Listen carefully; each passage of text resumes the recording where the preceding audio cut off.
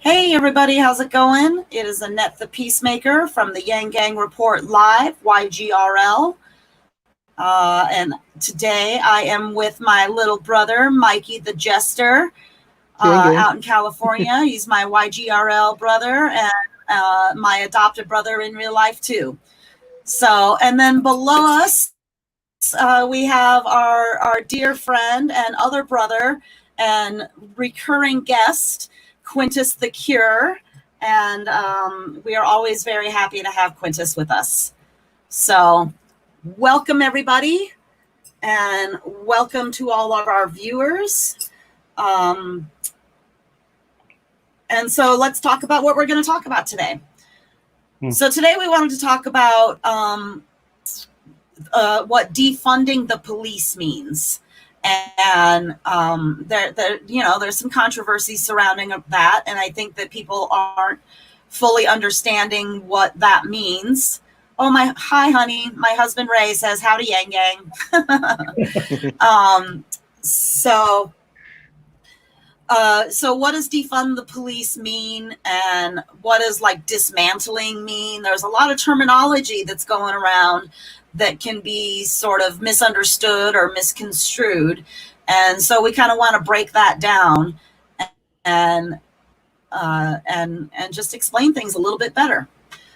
So Quintus, do you want to start us out? Like, what do you have to say? Wow. The part is it's like it's exhausting. Like so much has happened with in response to Mr. Floyd's like murder. And I think probably one first thing I want to say is it's amazing to me how many people are touched by it. You know, that they're all, it's like, it's not just Black folks, they're plenty of all kinds of people throughout the world who are resonating with this. Like, and the way that policing sometimes ends up, in terms of when there's abuse, or murder of the people who were they're supposed to be serving. And I mean, it's gone to the point now that someone I know on Facebook shared yet another example of a Black man being like shot in the back by police. And it was on video, and I shared it on Facebook, and I'm like, no, right now no, because it's like there's just too much of it. I mean, it's just. So I think that's probably the first thing that comes to mind for me. Just that this has been going on, and it's exhausting, but we have to deal with it. And we've gone through all sorts of things with reform and community policing, and this keeps happening. It still keeps happening every day. So I'm thinking that's probably the first thing that maybe we should just sort of sit in about what we're dealing with this thing.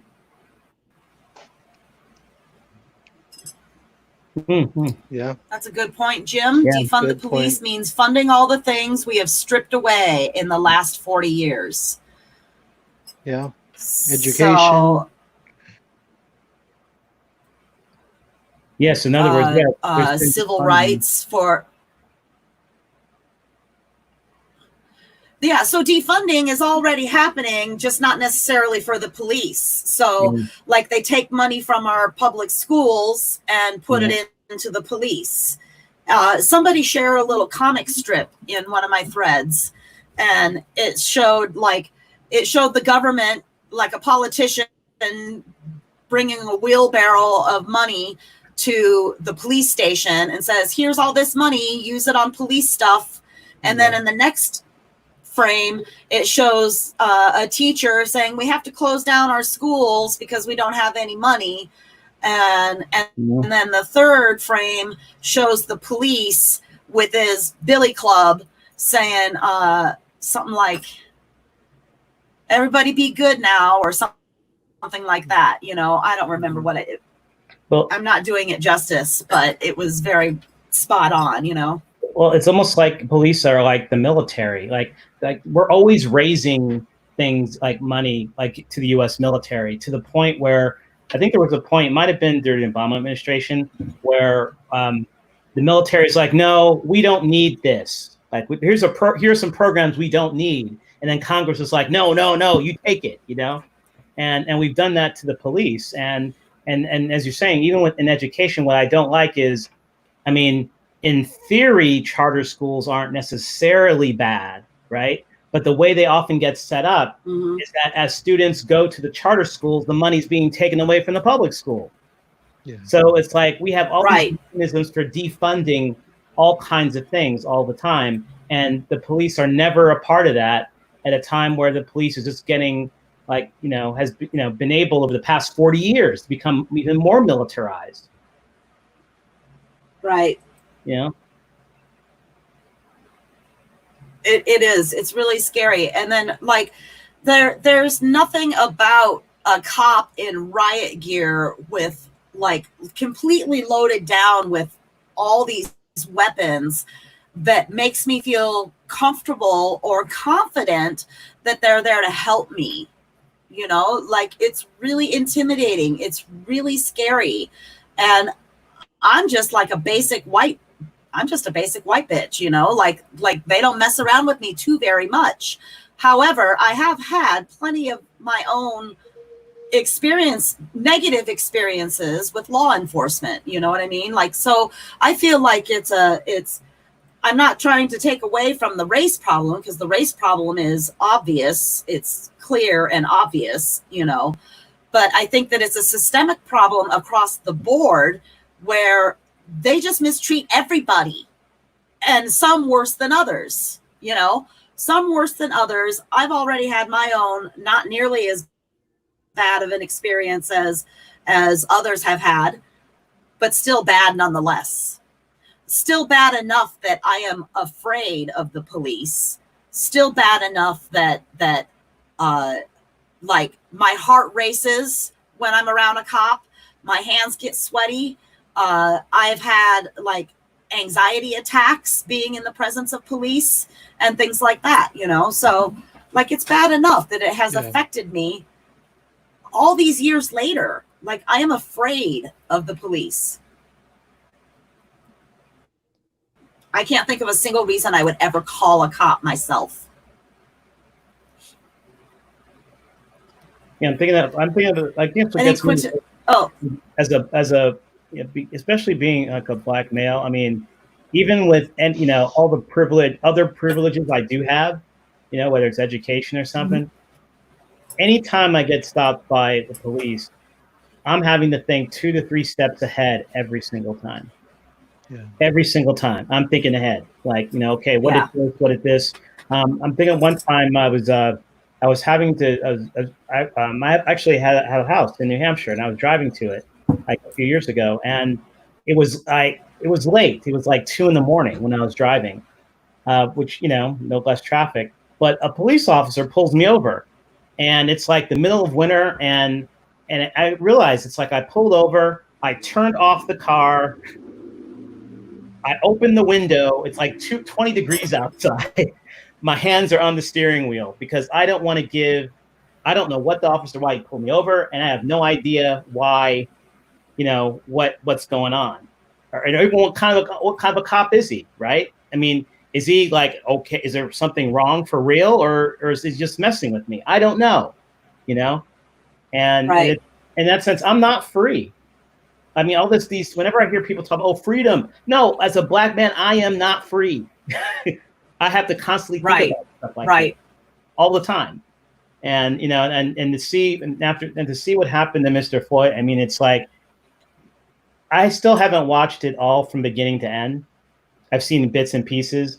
And the thing that really gets me, it's like, he's unresponsive, and he keeps his knee on the brother's neck, even when the paramedics came. And I don't know about those paramedics, but he held his knee on his neck until the last second before putting them on. And the people who came, the EMTs, again, because I don't know about them, they didn't even check him. They just sort of rolled him on and put him in the ambulance. Yep. Like, yeah, I remember that too. Like, they barely just touched his neck. Like, they just kind of grazed it. You know, they didn't really check his pulse. So, I mean, he was obviously already dead. And like, they didn't even try. They didn't even try to revive him. And apparently I heard that one of the cops, that rookie cop, that was only his 4th shift on the force, that he apparently, allegedly, I don't believe anything, but he allegedly tried to administer CPR. Well, why weren't the EMTs trying to administer CPR in the ambulance? Why was the cop doing that? You know, like, I have questions about the EMTs as well. I think there's some fishiness about how all that went down. And just think about how this plays out. It's like minutes before, he's sitting in the car, you know, with one of his friends, right? And it just reinforces what, I mean, on any given day, when you're a black male in particular, you just don't know. You could be walking to the store one day in your own neighborhood and you don't know. And so I, you know, and so that's why when people are, when I know people were meeting worried about how to describe it. Oh, defund, it's, you know, what the other side's going to do with it. You know, for me, that carries no water at all, because I mean, that does not appreciate the level of pressure that I have had to deal with every single day. And shoot, people who don't want to do anything about the police thing, they'll make up reasons. We can be as nice as we want to about it. Anything that we say that questions like this idea of police authority is going to be pushed back on, no matter what. Being nice about it is not going to do anything. And so yeah, let's go right for the money. Defund the police. You know, let's have, I mean. So when you say defund the police, so basically we wouldn't be giving them as much money, any money? Like, what does that mean? Are there shades of gray there? Or, like, you know what I mean? Well, that's what I like. That's the conversation we should be having, right? Do we mean a little? Do we mean a lot? Right, right. Where? I mean, that's in that sense, this is a successful thing. That's what we should be talking about. Like, how is the money being spent? Because we don't ask those questions. We just say, okay, everything's fine, you know? Right. You know, and there's no accountability. Right, and that's our money. We pay for that, right? Yeah. I mean, that's straight up our money. So we are the employers of the police, like, really, when you break it down like that. And so we should be the ones deciding how our money is being spent. Yeah, and the other side to it too is it's a means to get to the real issue, which is what's going on is in the culture of policing. It's not just about a few, I mean, techniques, but it's really in the culture. You know, it's like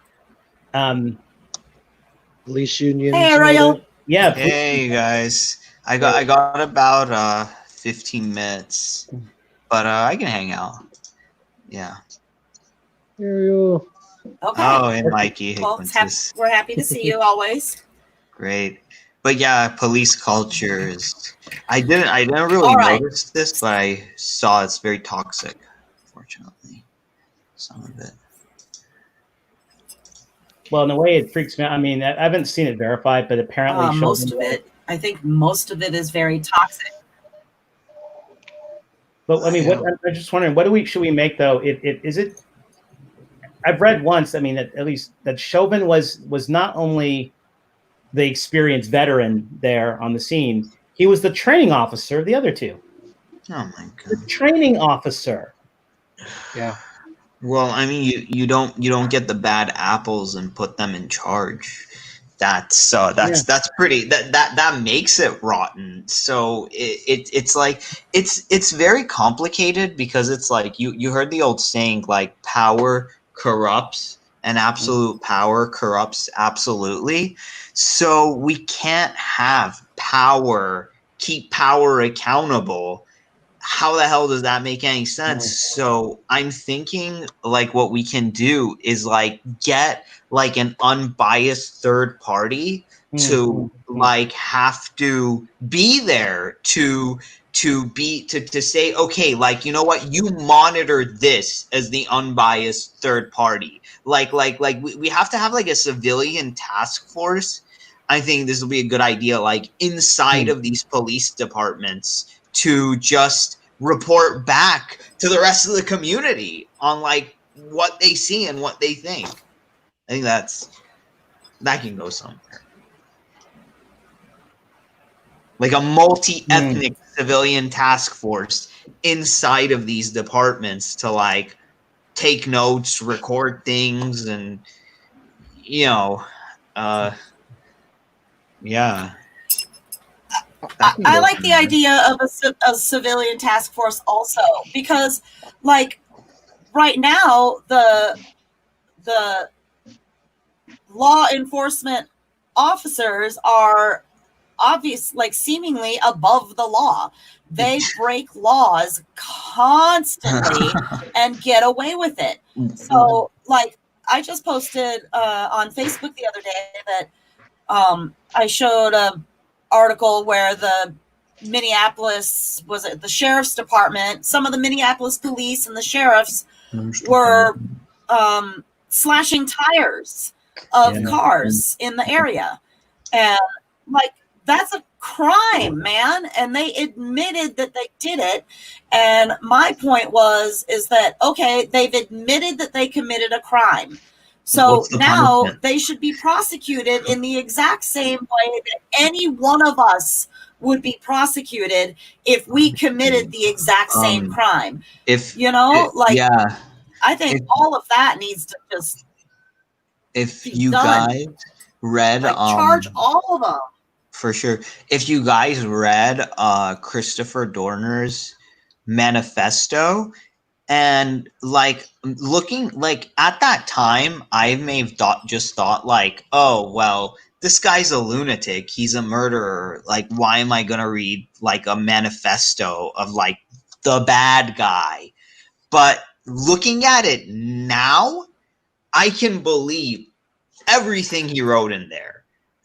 Like because he was like former military, became LAPD, and he just saw so much corruption, and he tried to go through the legal channels first, and he couldn't even do that until he just said, you know what, like I'm gonna have to send a message, and just like killed.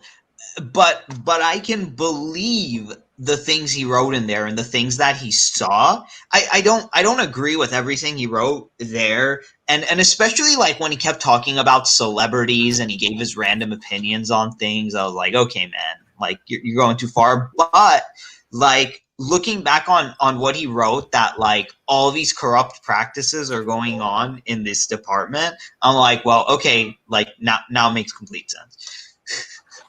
Yeah.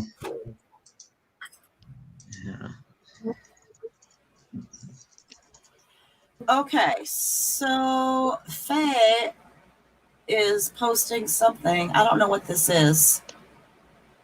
Oh, she says, okay, that's for a Canadian city, a model that we can talk about. So Faye, as soon as you come on here with us, I would love to hear this model that we can talk about, because I can't click on that without getting kicked out of the stream. Hey, Mikey, what did you think? So, normal people? Oh, it's Andrew Yang's book, The War on Normal People. Oh, I thought it was. I thought no. Since it was yellow, I thought it was like a one of those yellow police line do not cross things. Except it was for like normal people. I thought, like, you know, the yellow tape you put in your crack, like normal people, police do not cross. Oh my like, god! I guess that works too. I'd like to make like maybe one distinction before we like dig in on this. It's like there's movement politics, and then there's like electoral politics. And the movement politic is where this is really coming from. It's from Black Lives Matter, and it's like, what are the things that we should be doing, regardless of whether or not, you know, the candidate that some might prefer will win, right? It's about the movement. It's about looking past just the next election. And it's looking past, like, you know, it's about holding people accountable, whoever is elected. And that's sort of where this has come from the ground. Black Lives Matter, you know, going to cities, right? Because most of the money for policing is done at the county and city level, not at the national level. Most of it is coming locally. So when you're saying defund the police, you're really talking about a local matter. And I think that's very different than, let's say, electoral politics, presidential politics, and congressional politics. So I'm not surprised that, let's say, Biden or the U.S. Congress doesn't want to talk about defund the police. And I'm actually okay with them not talking about it. That's not their role. I mean, but I think there is this distinction that I think needs to be brought more often. Again, like the movement politics, and especially movement politics that are local, versus what's kind of going on like at the national level, where they may do things too, like national legislation, but most of the bulk of how this stuff is going to happen is going to be determined on the ground, locally, city to city, county to county.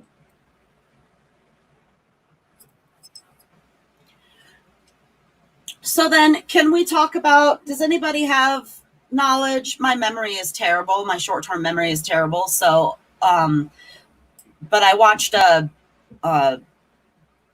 video, an interview with the former police chief of Camden, New Jersey, and they dismantled their police force, and everybody got fired, and then they all had to like reapply for their jobs, is how I understand it.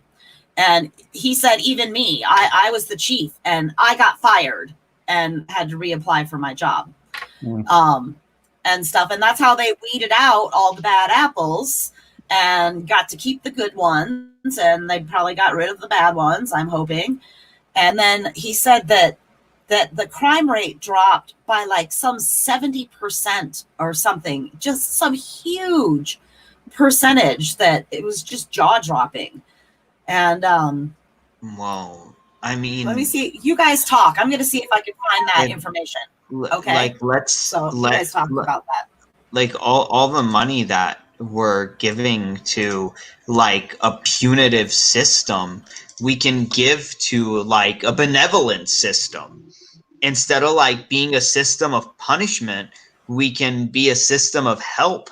So like what is it? What's his name? Like, yeah, George Floyd. What his life was taken away for a counterfeit $20 bill. Now just imagine if like everybody starts going alleged. Yeah, just imagine if everybody starts going through financial insecurity, and how many of these robberies and this counterfeit money is spurred by that financial insecurity, and so instead of giving it to the punitive side, give it to the helping side, like community initiatives and universal basic incomes. Yeah. So problem solved. But like our leaders are just either they're unaware, they're stupid, or they're just bad. I mean, it's a whole host of things, but we're going to see a lot more of this if we don't get some kind of help to people soon. Like, yeah. By election time, I don't know what's going to happen. Chaos. Okay. Brian says hello. Nice. Hello, Brian. AZ Hi, Brian. Yang Gang here in the house. Woot woot. Okay. Brian is really good at giving really good comments too, so I'm happy that he's here. Okay, so I have looked up an article about Camden, New Jersey. Portrait of Police Reform, How Camden, New Jersey Rebuilt Its Police Department. In 2013, the city of Camden, New Jersey, fired all of its police officers and rebuilt the department. We look at the lessons learned for today. I'm just skimming. I can't share the screen because Google has some stupid glitch, and every time I try to share a screen, it kicks me out of my own stream. So I'd be happy to do that for you. And so it shows all the cops laying their boots down. Oh, yes. Okay, so I just looked up, just Google like police reform, Camden, New Jersey. And I'm sure it was the second article that I saw that I pulled up. It was written, this was on Point is the website.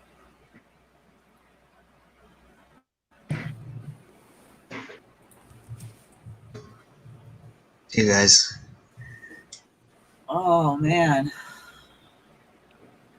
All right, you ready for a screen share? Yep. Here we go. I wanted to find some statistics, like some numbers. Is this the right one?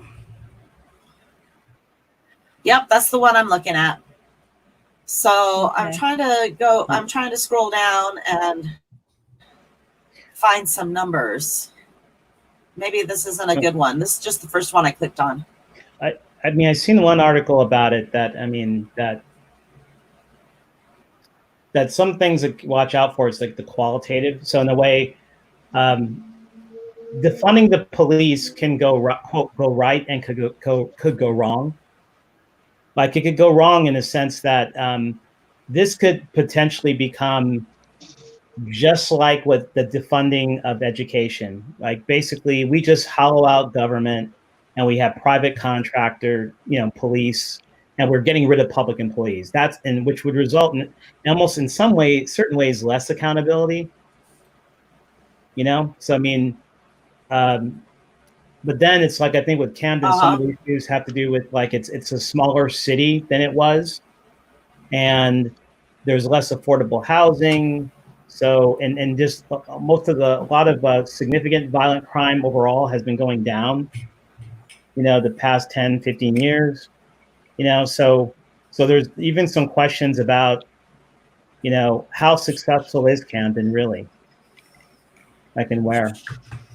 Okay, so here's some numbers. I went to NPR, had an article from 5 days ago, and it says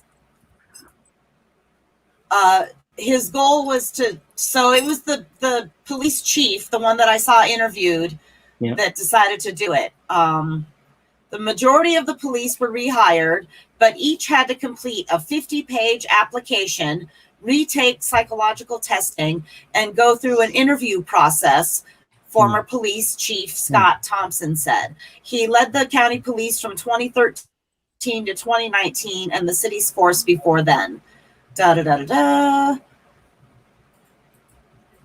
His goal was to change the identity of Camden police officers from that of warrior to guardian.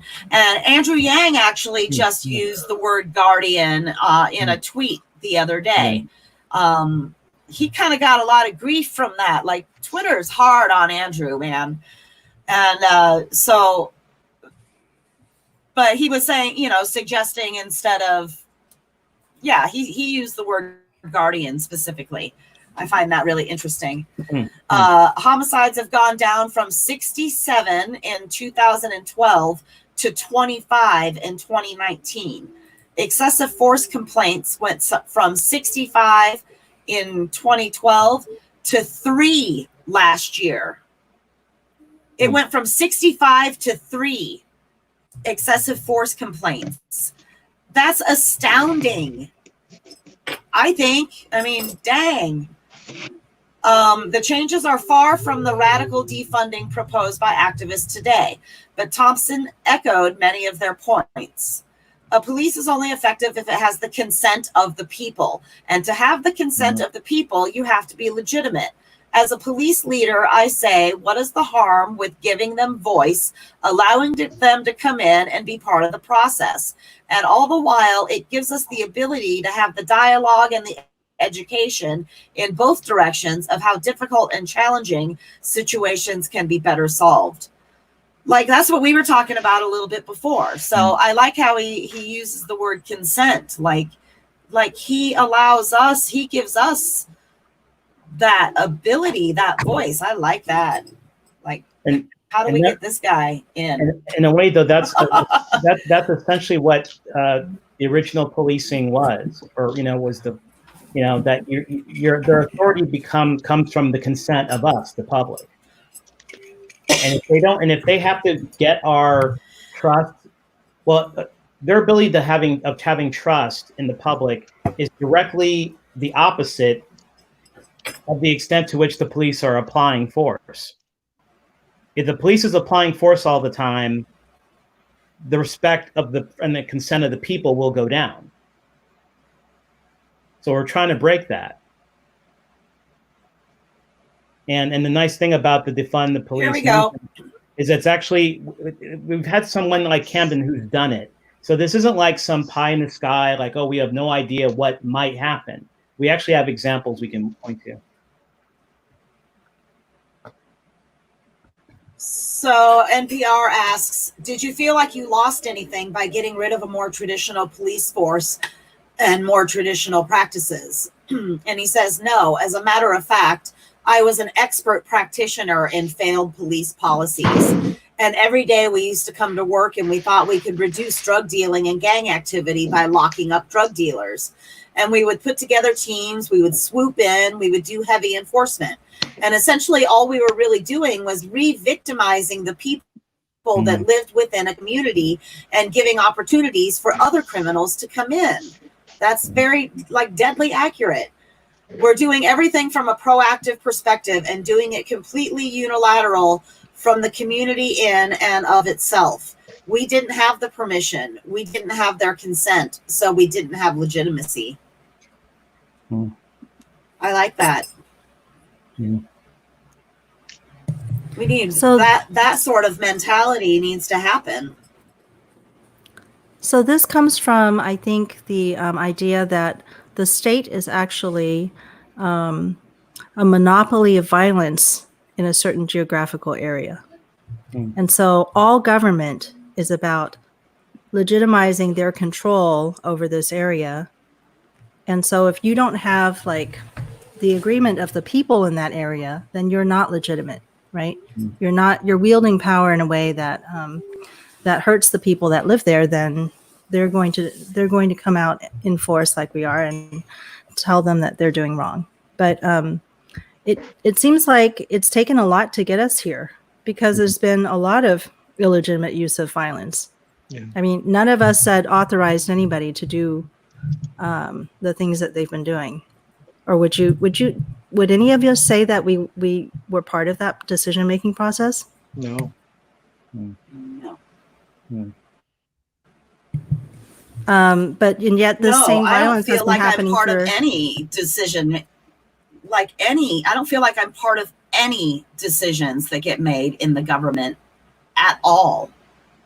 And it's supposed to be we the people, and they're supposed to be serving us, but I have never in my life felt heard by my government.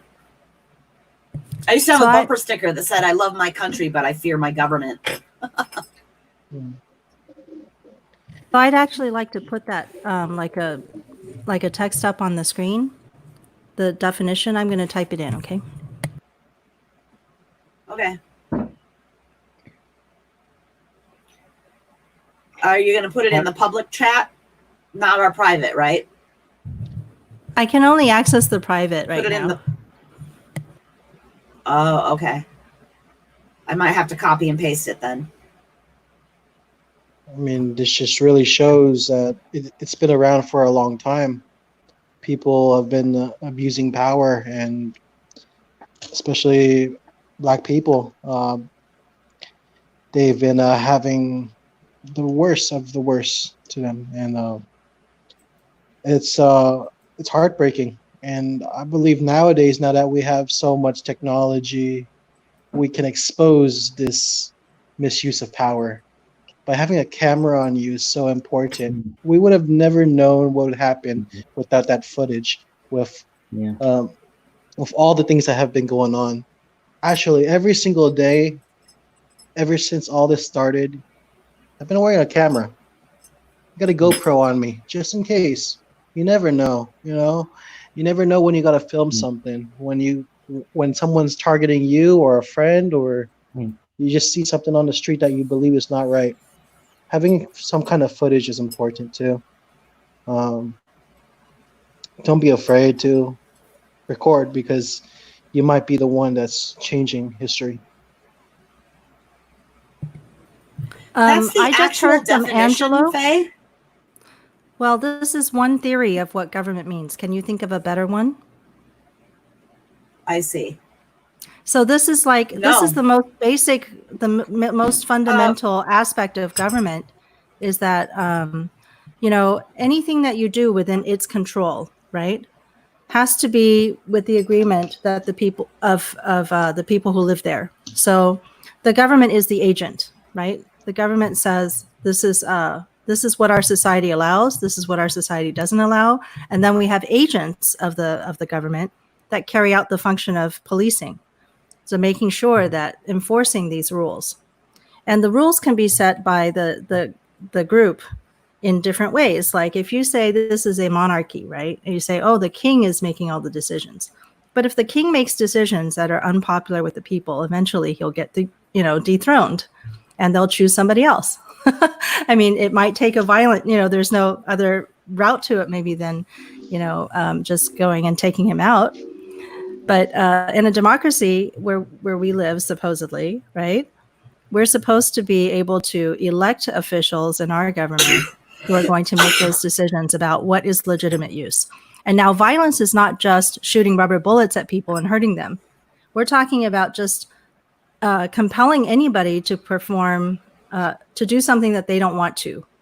For example, our government can compel you to pay, for a permit, or compel you to get permission to even change your house. You can't just go and put in any window you want. There might be housing rules that your community has agreed on, or there might be rules that your local legislature has, said houses need to be a certain way, or else we're not gonna allow that to happen. So that permitting process is, again, enforcing, some sort of rules. But that sort of violence is just compelling you to do something that you might not want to do, right? But because it's good for the community, and the community agreed. So that's why I kind of wonder about some of the things that people talk about in terms of defunding the police might be a little too extreme for me, because you can't violate the basic fundamental principle that the government is going to have agents, and the agents are going to, be the people who enforce the laws that your community supposedly agrees on.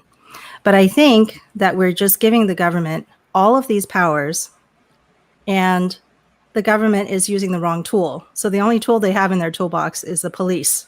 And the police only has weapons that are, violent, right?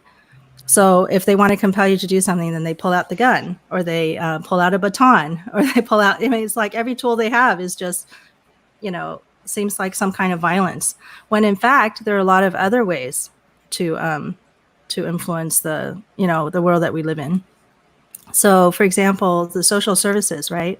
Yeah. We're saying we defund the police, but we take that money. What do we do with it? We put it into social services. So that's why we've got, I've got this article that is a suggestion from a city in Canada. I thought we could use it as a model, and we could talk about whether some of these things would be more appropriate for the police to do or for somebody else to do, right? Because the government should have other tools with which to deal with homelessness or mental health or things like that. And while we've got Quintus here, we can see what he thinks about each of these different demands, whether these are going to be common demands for the movement in our country. So let me put that on right now. Here we go. Here are the Hamilton police. Okay, sign on to the demand to defund the Hamilton police. Can you guys see it too? Yeah. Okay, so I think because Canada has our shared, like, look at this. We are here because police continue to murder Black and Indigenous people. Right?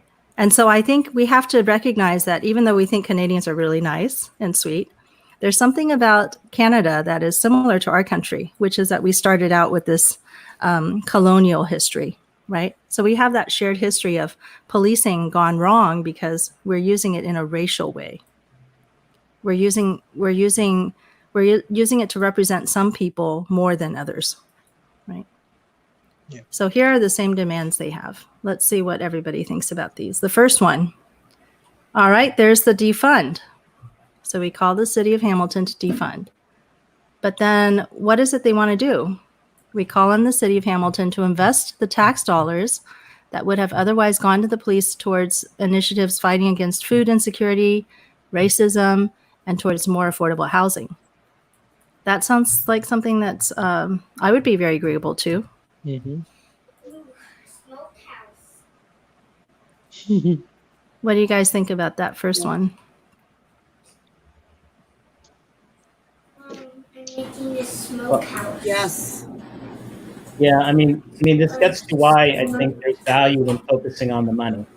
Again, I mean, on one hand, I feel like I do have some. I've been in a position to either have some say or at least a platform at times, because I've been a professor at school of public administration. I've had conversations with like the deans of criminal justice. I mean, the field that the whole point of criminal justice as a field was to have more, provide more education. I mean, in the conducting of police work and that, et cetera. And to be honest, I mean, there's a part of me that feels helpless, like looking at all the things that stand in the way. And when I think that because of the tragedies that have happened and their prevalence and their sharing through like cell phones and things like that, we have a window to act. And if we're going to act and act quickly and engage everyone, yeah, it makes sense to have the first thing to talk about is the money. Talk about the money first. Talk about budgets. Talk about reallocation of budgets, because budgets are like moral documents. It tells you what's important as opposed to what you say is important. So right. the first, and when we're saying defund, I don't think anybody, maybe people are, but like, I don't think that we need to take away all of their money. It's not really like that. We need to just like break it up. Like, how many military giant tanks do they need? Like how many weapons do they really need, or whatever? Like, how many employees do they really need? Do they need 5 cops to take down one person?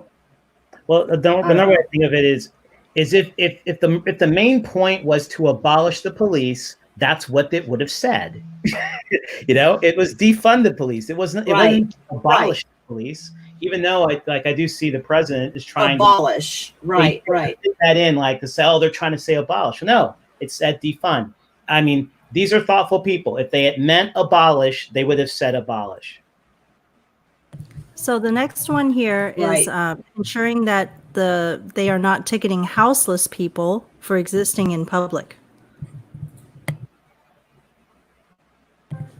So basically, we need to. I like that they use the word houseless and not homeless. Yeah. And the next one is my favorite. We demand that they simply halt all purchases with tax dollars of weapons.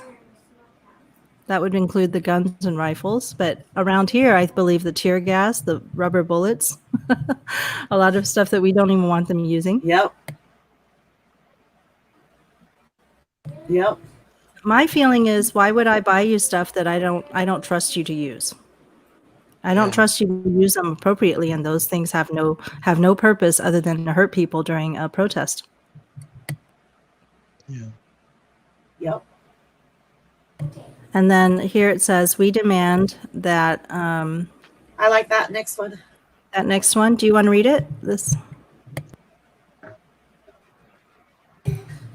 So Sure. cease. We Yeah, cease demand that the Hamilton Police Services cease the ticketing and surveilling of homeless and disabled people in Hamilton, and that there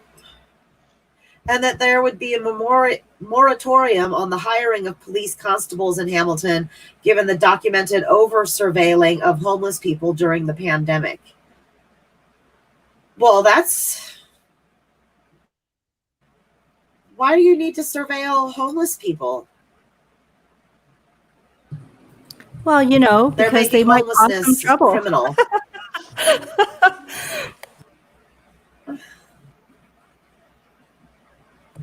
What kind of high-tech surveillance do you think is being That's used crazy. now? Well, but There's probably a lot. yeah, but I think there's a lot too going on, because it gets to the point that if we're always just going to be putting the money into policing as opposed to the other things, you know, it's almost like we underfund our attention and money towards like public good, and then we put all this money into the police that treat it as like some kind of law enforcement thing. And it's like, why don't we just go to the head of where the issues are? That people can't afford a place to live. Let's deal with that, you know? But instead, we just, Right. it's easier just to crank up money on the back end to put people in prison. So Right. our government is in the business of creating industries to serve. And so homeless people are being criminalized, but it creates a whole industry for the policing. Yeah. Yep. All right, let's skip down to my this one that gosh. says, other than spending on high-tech surveillance, they also want to stop targeting and criminalizing activists and communities, pushing back against forms of white supremacy specifically. Yeah. All right. Okay, here's a really important one. We demand that the school board refrain, right, from calling the cops on kids. How about that one? Yeah. Interesting. I feel like everything that's bad in our society starts early, you know, starts down at the very lowest areas. Start with the kids. You know, you get everybody used to doing things to kids. The kids can't complain. They have no power whatsoever to speak back. And especially if a lot of children have been taken from their parents already, you know, they really have nobody to speak for them.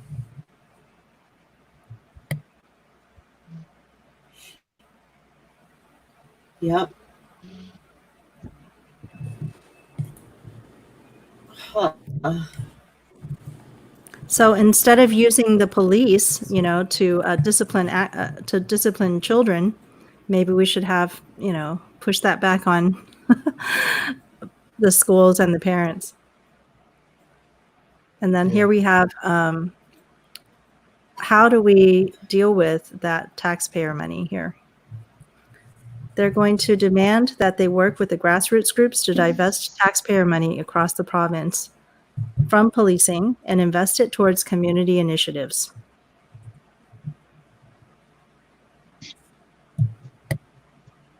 Nice.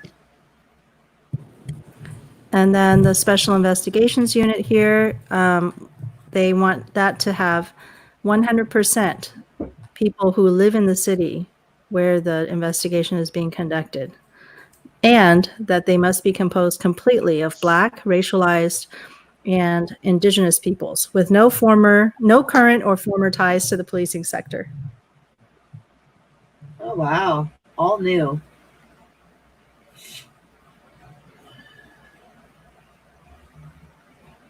Well, and one thing I think we have to watch out for is how some of this is, all this will be determined locally. And so, for example, in the news, I think it was presented that Mayor Garcetti in Los Angeles was doing something on the defund the police, and he mentioned how there's a billion, was it how much, like $1 billion budget, and they're going to take like 100 million like away and reinvest it.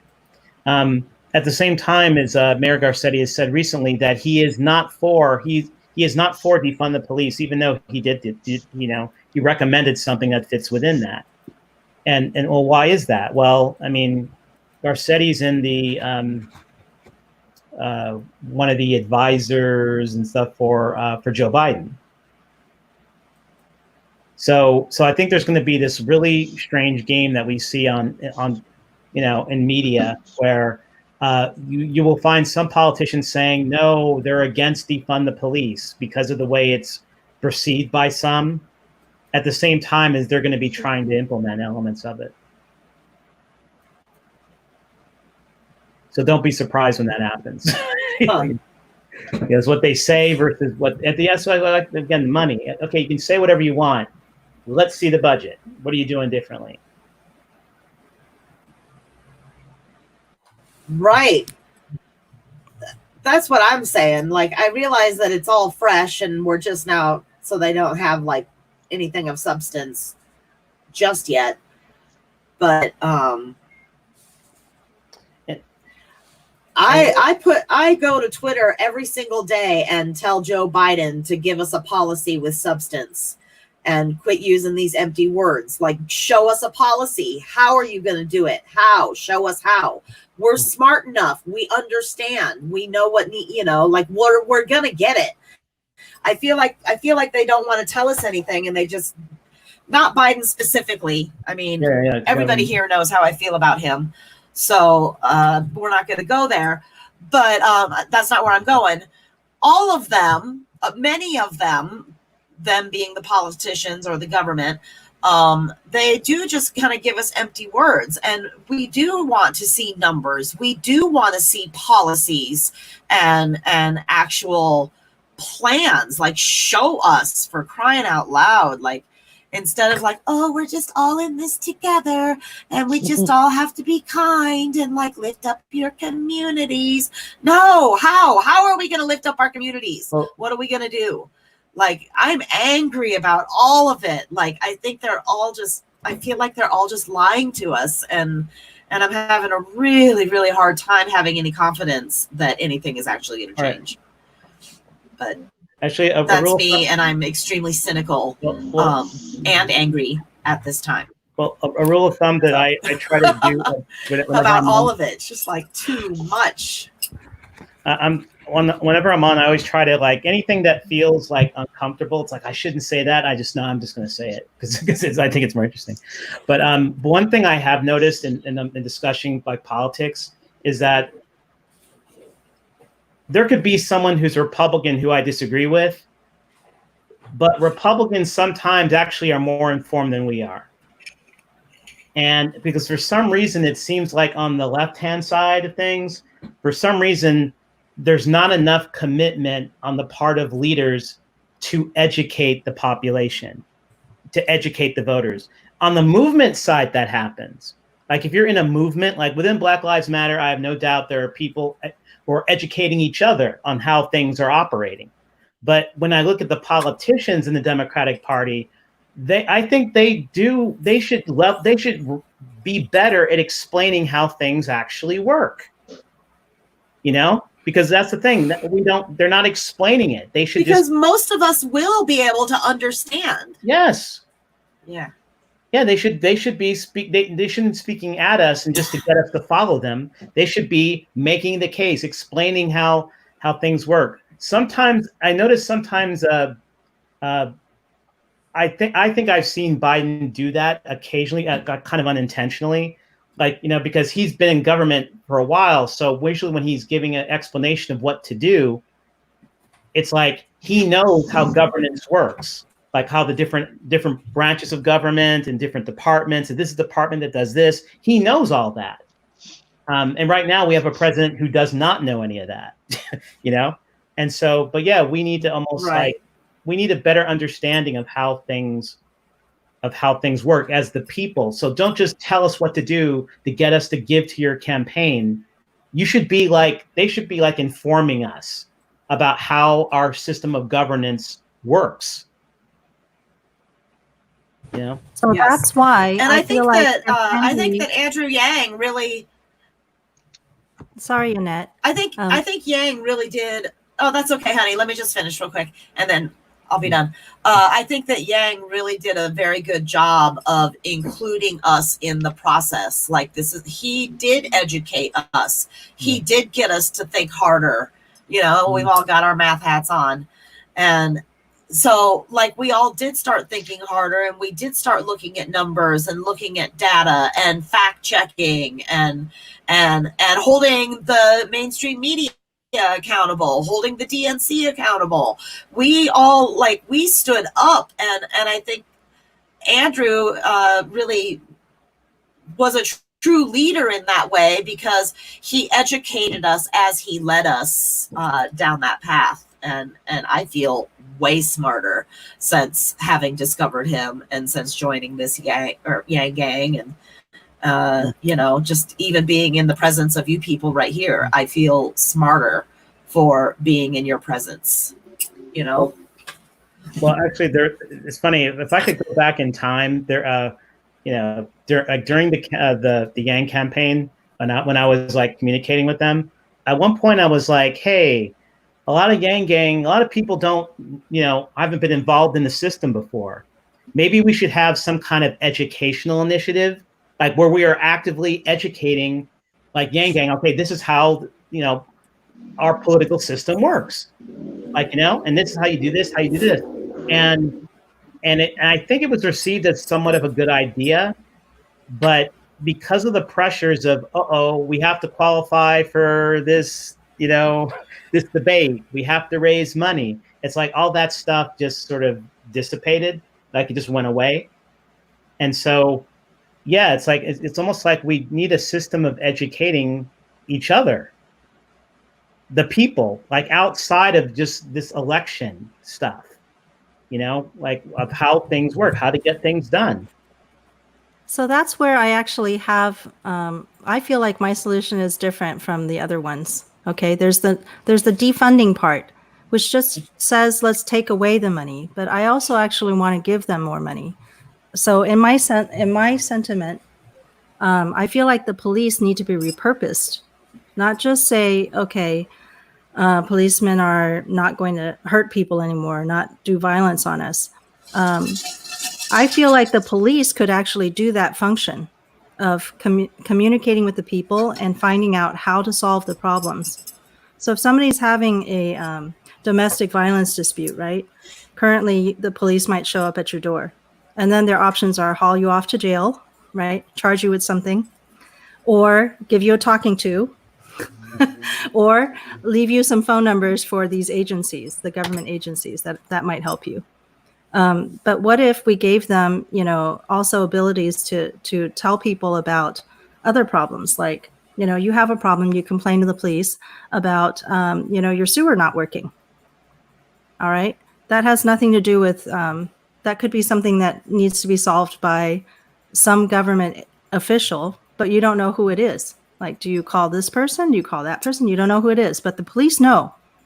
So I'm saying, like, if we can give them another purpose, right? To actually be that one that knows, okay, at what level of government do you need to send this complaint up to? And they take that information and send it to the right person. Right. I feel like they could be doing that function during a protest. You know, why are they just walking up and down the streets? Just to push you from one place to another? Why don't they bring their pencils and their pads and they write down the things that you actually want done and give you a feeling that you're heard by the government? I have an example that fits this. That's instead of shooting your eye out with rubber bullets. I have an example Exactly. that fits this. That's not policing, but I think it illustrates this. So basically, I was like, you know, I think it was like a year ago. I was at visiting my mother, and basically there were mosquitoes. Like, and I'm like, man, what's this mosquito thing? I called LA County, and I'm just like, send somebody over here. And of course, what I'm thinking is I'm looking for someone to come in and with the chemicals and to bomb out the mosquitoes. You know, But then this guy kind of casually comes out, you know, with a pamphlet, and he basically explains what's going on. He's like, yeah, we have this, there's a kind of mosquito that's infiltrated Southern California, and this is how the mosquito works. It's been gradually moving, and it's here. You know, the best thing we can do to eliminate mosquitoes is to pour out all standing water around your house. Don't allow any standing water to be around your house, because that's where they breed over like a 2-week period. So if you have a pot that's filled with water, a pan filled with water, and it rains, empty it out, flip it over. And it's like, and then he looked around and he showed me. He literally showed me. He's like, oh, here's this pot here. Oh, he could see that there's some larvae. And he walks into his truck and he pulls out a little chemical and he drops it in. And then he just explained, it's like, we don't really have that kind of microchemical. He has like the tablets that you throw into a freaking pond to kill all of it there. But basically what he did is, most of what this county employee did was simply educate me on how I can be empowered to easily do things like, you know, to eliminate around myself and around my property, my mom's property, as opposed to just bombing everything with chemicals, which is what I thought I needed to do. So I think we could do that. We could have public employees that are just like, yeah, they're there to empower us and educate us to do what we can with each other to make our lives better. Well, I'd like for them to also like take our concerns up to another level, if that's what it takes. Mm-hmm. You know, if you need to get a senator involved, then, you know, there's a pipeline for that information. Goes from the police department out back up there. And they already do that for some things, right? But other things will just be like, look at you, like, why did you call us about that? But I feel like they could be a lot more of a public face for the government. Like when you're really having a trouble with the bureaucracy, like Andrew Yang said, instead of calling 911 for the policeman to come out with guns and then for the fire truck to come out with the axe, you know, to break down your door or something, like, what if we called a 912? And the 912 was, you know, this is the non-lethal version of the 911, where they will respond to you within minutes. Not just, you know, like sometimes you're just frustrated because you can't get your taxes paid for years or something, like something is impeding your progress in life and you can't figure out which part of government is going to be able to help you. Right? Or maybe there is none. Maybe we've never funded a department to do that thing. Right. So now I just lost my train of thought. I told you my short-term memory is bad. Have you had a problem like that? Like, yeah. It's from chemo. Chemo messes with your brain. And my long-term memory is still good, but my short-term memory is shot. So, okay, but I got to remember. So somebody suggested that like they make 911 more of like a triage unit where you call in and make 911 be able to figure out which organization you need to be referred to, you know, like, do you need an EMT? Do you need the domestic violence specialist? Do you need a cop? Do you know, what exactly do you need? Do you need the fire department or whatever? And then you have like domestic violence specialists who are also badasses that can, because like domestic violence, you can't just send like some meek little social worker in there when somebody is beating somebody's ass, you know, like you got to be able to, like, a confrontation could happen easily. I have a friend, this is a slight tangent. So this is a slight tangent. So I have a friend, Wayne, and he came walking out of the bar one night, and there was this man beating the hell out of this woman in the parking lot. And Wayne went to go break up the fight, and the woman stabbed him in the heart. She stabbed him, like, you know, and said, "Get out of it. It's none of your business," or whatever. Like, and he lived, obviously, but he has a really bad heart. She stabbed him in the heart because he was trying to help her. So you need to, when you do send people into those domestic violence situations, you need to be prepared for you know, they need to be able to handle that kind of a scenario as well, because that happens, you know. So I don't mind the idea of like a team effort, you know, like the cop is on standby in case things go shitty, you know. I don't know. Well, When that's one of the things ideas. escalate, then you can have like a Yeah, one of the ideas of defunding the police, I think, is that, yeah, you're saying don't buy them any more weapons and stuff like that. But like, for example, in Great Britain, they have, you know, it's not that, it's that the police who are doing the, you know, shift work of checking the locations everywhere and doing their rounds and things like that, or the regular police that you send out on the 911 don't necessarily bring their guns with them, but they can always call for backup. There's a special unit, right, that you would call if you really needed more firepower. So it's not that there's none available to them. It's Right. just that not every single policeman needs to carry one at all times. So right. I really like Andrew's idea because I feel like it puts the power back in the hands of the people who call for the help. So when you call for the help, you have an idea what the situation is. You know if it's your neighbor's kids who are partying too hard, and you don't want them bringing a gun to that situation. you know if you know what you're calling about, No. right? And so like a lot of times that's like if you Yeah. I think that if people had a choice, they just wouldn't even call 911 if they had the choice of calling 912 most of the time.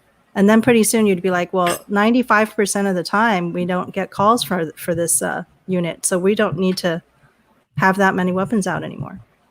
So I think like Andrew's idea is like a slow shift of people's thinking. And I think that would be actually more effective than a lot of these the demands that we're making sometimes. It's like if you give people a choice, they will choose the right thing. You put it back in people's hands. Yeah. Well, part of what's going on is like how what we think leadership is.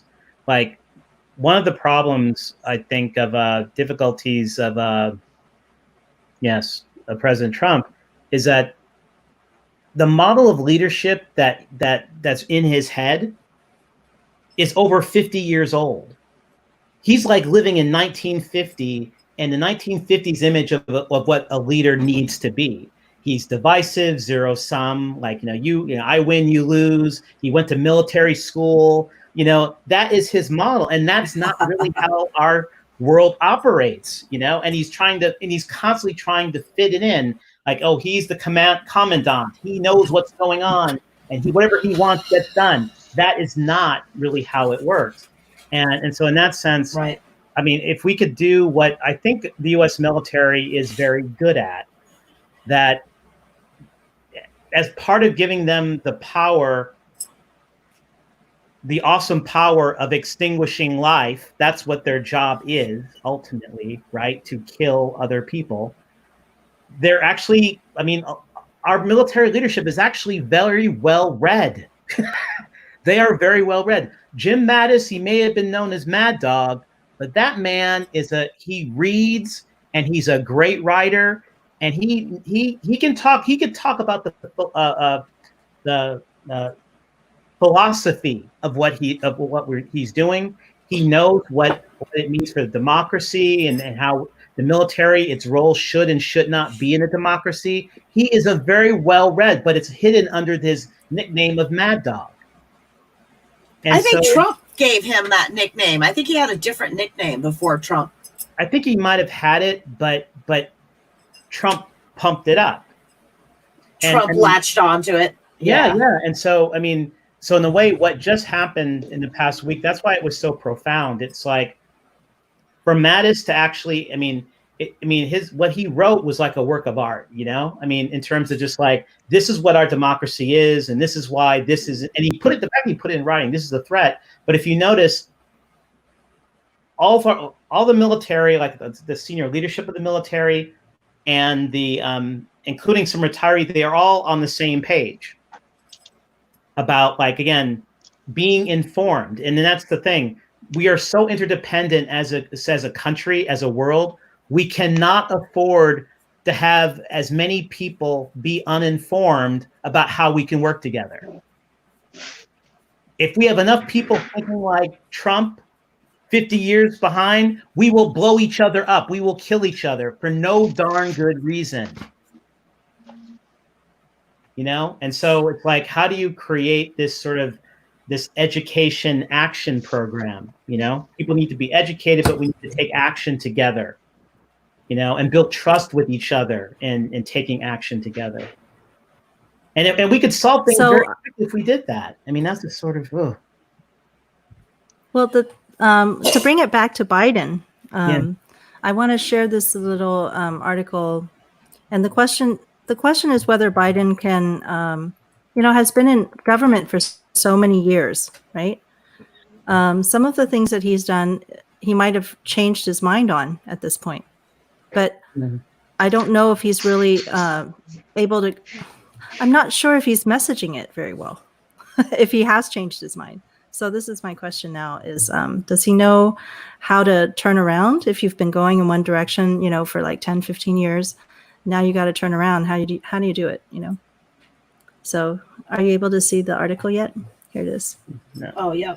Well, so here's a criticism that he's going to have to, you know, push back on, that he used to push a bill critics said have made investigating police officers for misconduct more difficult. And of course, if you've been in government for many years, you know, you're going to have done a lot of things that you might have changed your mind on, or you might still be, you know, we don't know. We have to like address that, right? Face on. Actually, I'm more concerned about like some ways, are we ready? Like the way that our press covers things, the sort of the gotcha nature of it. The latest like gaffe that Biden had is he said that the death of George Floyd has had more global impact than the assassination of Martin Luther King. And the way it got presented, I know so many people, oh no, look at what he said. But if you really think about what he said, or if you actually saw him say it, it actually is kind of literally that is true because of telecommunication and stuff like that. There are protests all over the world in a way that, you know, that was not actually happening or feasible when Martin Luther King was killed. And so I guess that's the challenge. It's like we need leaders who can be in tune with where we are. In dealing with a press that sometimes it is always looking for the thing that can make us all excited, as opposed to like, so in that sense, maybe we should really be holding press a lot more accountable than what we do, that they need to do better. They need to do better. It's like when I watch them sometimes when they're in there asking, sometimes I feel like they're asking Trump questions because they're hoping to have him say something crazy. Right. So, but in this particular article, for example, they're just saying that for more than 15 years as a senator, Biden was one of the chief proponents of a police officers' Bill of Rights measure. Right.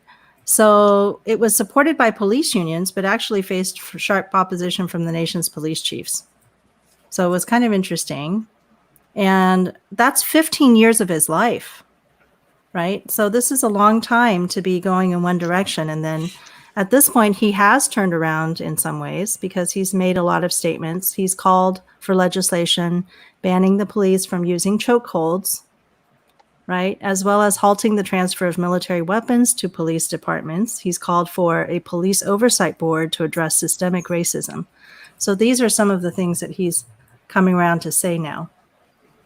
But is that, you know, is he really getting it right now, or what are we doing here? No, but that's what I mean. I think what we don't do, we should have a mechanism, and for any candidate to really ask them to explain these things. It's like, you know, I mean, he was involved in the Domestic Violence Against Women Act, but we never hear about that, you know? And it's like, I mean, that's one reason why I'm actually for like competition, you know? It's like, you know, as long as Bernie wanted to stay in, I was okay with it.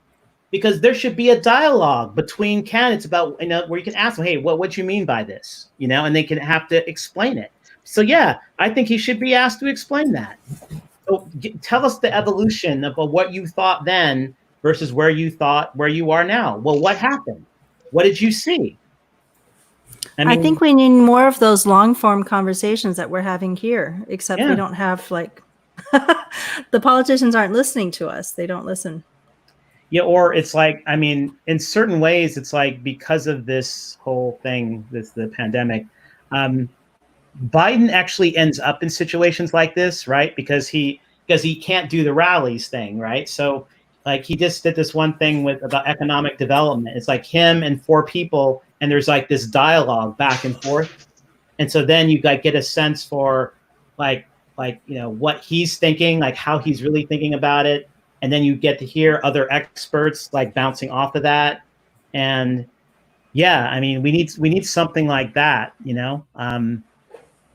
so this article like kind of treats like the police union as being the enemy of the people in a sense. Whereas when you think of a labor union, usually you think of that as being a very positive thing. That's what I've noticed in this. When it's talking about the police unions, it's like saying, oh, the police union is making it harder for us to prosecute them and so forth. Right? Is there a real opposition? Well, yeah. I mean, it's okay. All right. Okay. So this is yet another example about something I'm like, should I say this? But I think I will because it's important. So, I spent a little bit of time with Jersey City police officers. One, there was a detective in my church, but another one officer, he was the head of something called the Police Athletic League. So that's a way of investing in communities that it goes back like 30, 40 years at least, but where basically police officers actually are coaches of athletic leagues in a city. And it becomes a way of engaging with youth and getting to know the community. And so just by talking with the with the officer, like who was head of that, it's like I learned about like, I guess the dilemmas and some of the dilemmas and opportunities that police officers like have, like in terms of like how policing can be done, whether it's like issues of the training academies that I think Jersey City definitely wanted to do its own police academy, because that enables them to train their officers the way that they would like to, in a way that's more community centric than they felt that another training academy had. So, and I would also like to add to that I would love to see them have longer training periods. I went to beauty school longer than a cop has to go through training to learn how to cut hair. Like, I had more training than a cop to be a hairstylist, and that is just crazy to me. Which is why, like, I feel like the type of solution that I'd be looking for is something that actually would include the police people as just human beings like us. Like, they're human beings who are trying to do a very difficult job, which is, their point of view. Just saying their point of view for a minute. And it's a job that we've given them. If we are the people and we're giving them a job to do, we have to own that responsibility of having given them, the wrong kind of job to do, given them the wrong kind of weapons, the wrong kind of training, sent them out to do all this stuff. And then when they do the thing that we've trained them to do, and they do the wrong thing that we asked them to do, then we punish them. We say, oh, why can't they be held accountable for that? Well, you just employed them. You just paid them to do that job. And so that's what the whole accountability issue it really is, we won't take that accountability onto ourselves. And that's what I think we really have to wake up to. So that's where I feel like we could actually unite the two groups. We could unite the police union with the protesters if we understand that this would actually be more protective to police, right? If we're saying the people are not going to send you out to do things that violate your moral standards and force you to go against your own, like moral, I think police people must also have some moral ideas, right? No, but of course they do. And I mean, here's an example too. Like, so there was one of the many incidences that happen all the time, like every day. There was a young brother who was shot and killed by a New Jersey state trooper. And so, of course, when I hear that, I'm ready to go into the same cycle. But then more of the details came out, and apparently he was speeding. Might have been some emotional issues, and so he gets pulled over, and the police officer pulls him, the trooper, and says, "Hey, okay, you're speeding, but also you need to move your car because it's like at a space that's not safe." But the car doesn't start, so he says, "Okay." He calls like a tow truck, and so he asked the young man to sit into the car and wait. Well, after 30 minutes, I can relate to this. The brother must be like, "I'm in the back of this police car. Like, what? Well, I want to get out of here. And what do you mean I have to wear my seatbelt?" Because every time he tried to get up, the officer. So finally, they get into something, and they end up getting to some. But the officer ends up shoots him, and I'm sitting here looking at this, and my first reaction is I just wanted to freaking cry, because the brother didn't deserve to get shot, right? And he deserves to be alive. But I am not feeling that this is something that this trooper wanted to do. This was not something that he wanted to do or want to be in a position to have been. So it's like, what can we do to create a system of training and systems so where stuff like that, dumb stuff, just doesn't happen? Right. So I feel like if we don't use the menacing language of like, we're going to get rid of you, we're going to take away this job, that we're going to tell you that you've been doing a bad job, we're going to punish you for doing the jobs that we had asked you to do. If we take away that kind of language and say, now, we are no longer going to ask you to do these terrible jobs. Okay, I feel like we could get the police unions in on it and kind of, get them all realigned into the same goals. Because wouldn't it be great if the policemen could have jobs where they felt safe and that they were able to use, something other than a weapon? Oh. Don't you think they could, they would like that? No, actually, I'm cynical because in the sense that I was once talking with a different union about like unions generally, and I was like, hey, as a union, why are you always adversarial against management? Why don't you this is what you could do for your people? But the thing is, there's an image that people have, even with unions, on how unions have to behave. And so in that sense, I almost wonder, at what sense is union leadership of the police part of the problem? They feel that they have to get up there and be tough and defend the interest of their officers in a particular way, in a way that's not turning out to be very productive at all, Right. So it's like, how do you get unions to act differently in attitude? The same things, the same old tricks they used to do, I mean, it's almost like anytime an officer does something wrong or is accused of something wrong, they close ranks. Go back up, Faye, to the one where it says if officer is suspected of a crime. If police officers are suspected of crimes, they have the same due process rights that any other suspect has. Which supports measures that would increase police accountability. That is, if they are ever even charged exactly or arrested for a crime. Like, I wanted to go back a little bit to what Faye was saying is we hire them to do this job, right? No, we don't. We don't hire them. We don't have any say whatsoever over who gets hired in the police department. We don't say anything about that. All we do is pay their salaries, and we don't get a say in how our own money is being spent, right? Mm-hmm. So, because like Tamir Rice's killer, he never got charged. He never got arrested. Yeah. He killed that boy in just a matter of seconds. A child. He murdered a child in a handful of seconds.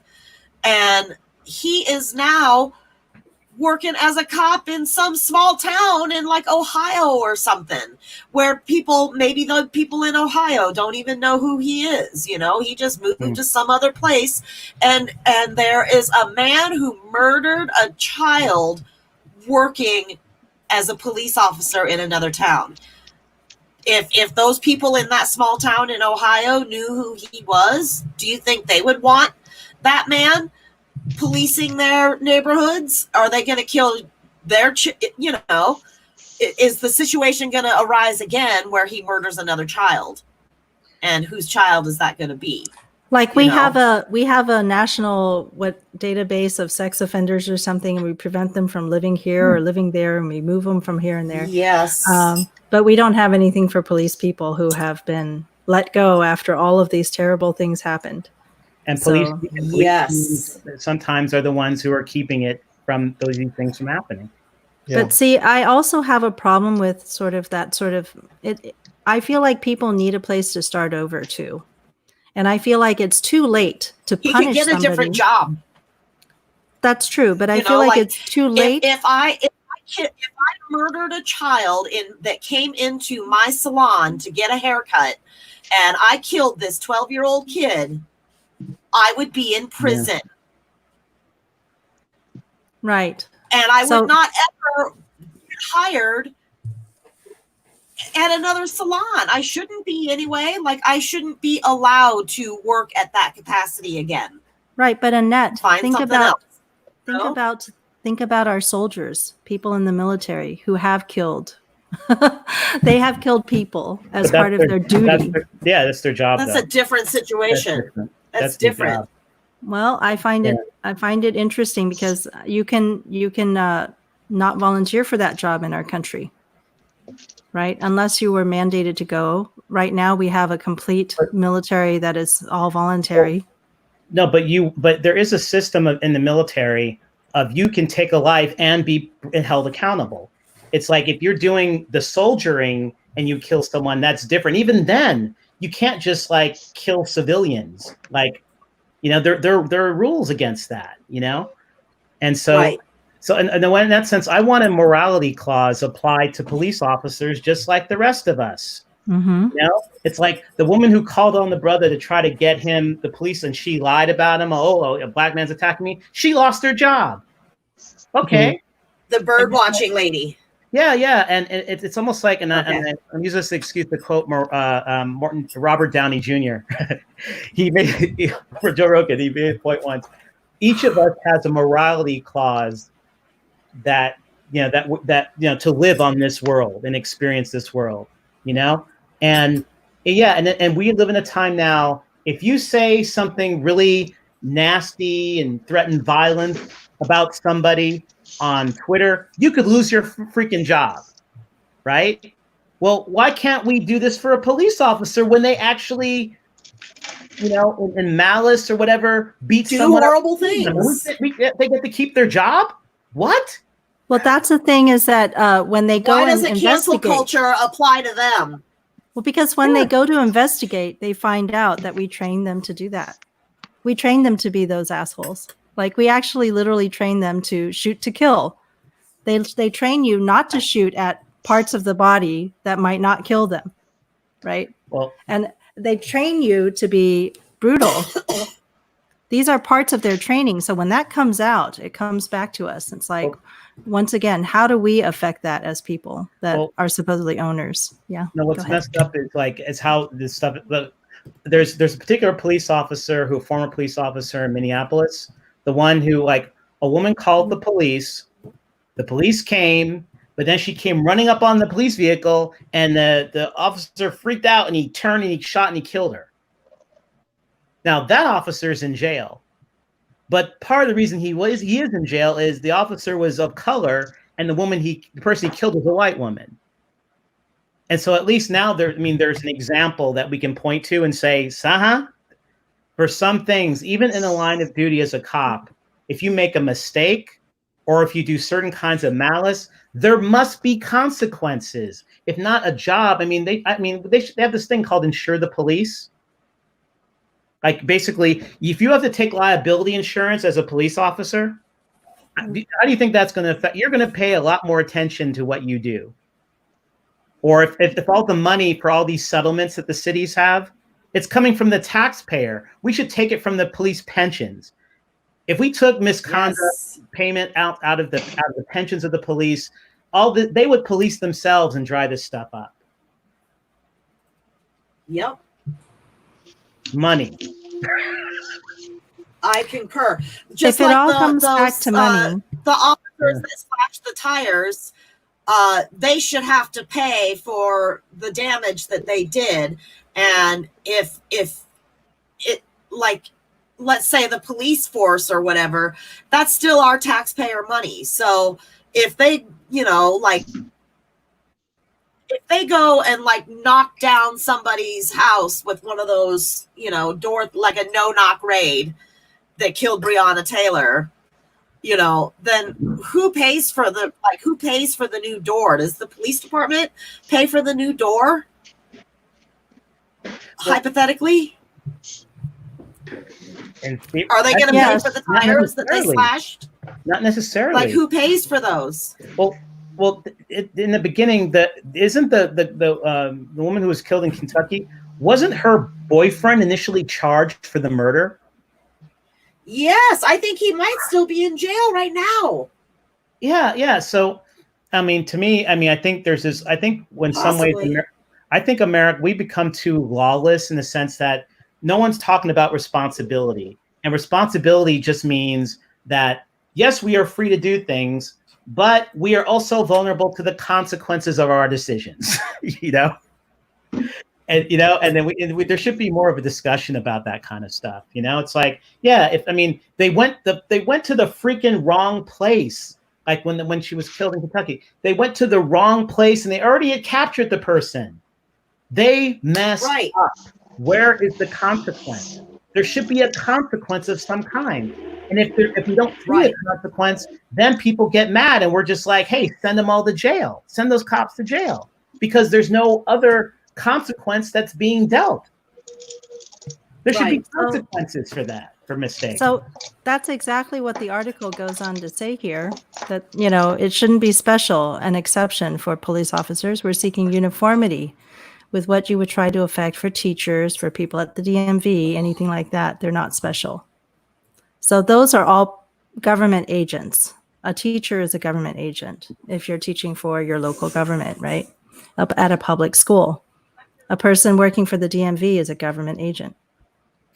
So I think that's there's definitely a reasonable amount of moral, judgment that we should require of police people.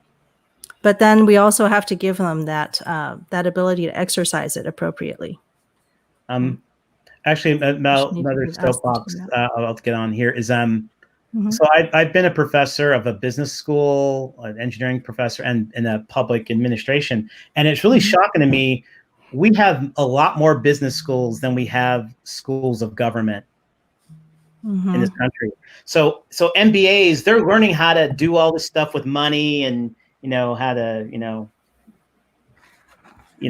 human behavior, marketing. They're learning all that stuff, but we do not have an equivalent infrastructure of education for at the level of depth for public employees. Like we do have there are some things out there for certified public management programs by state.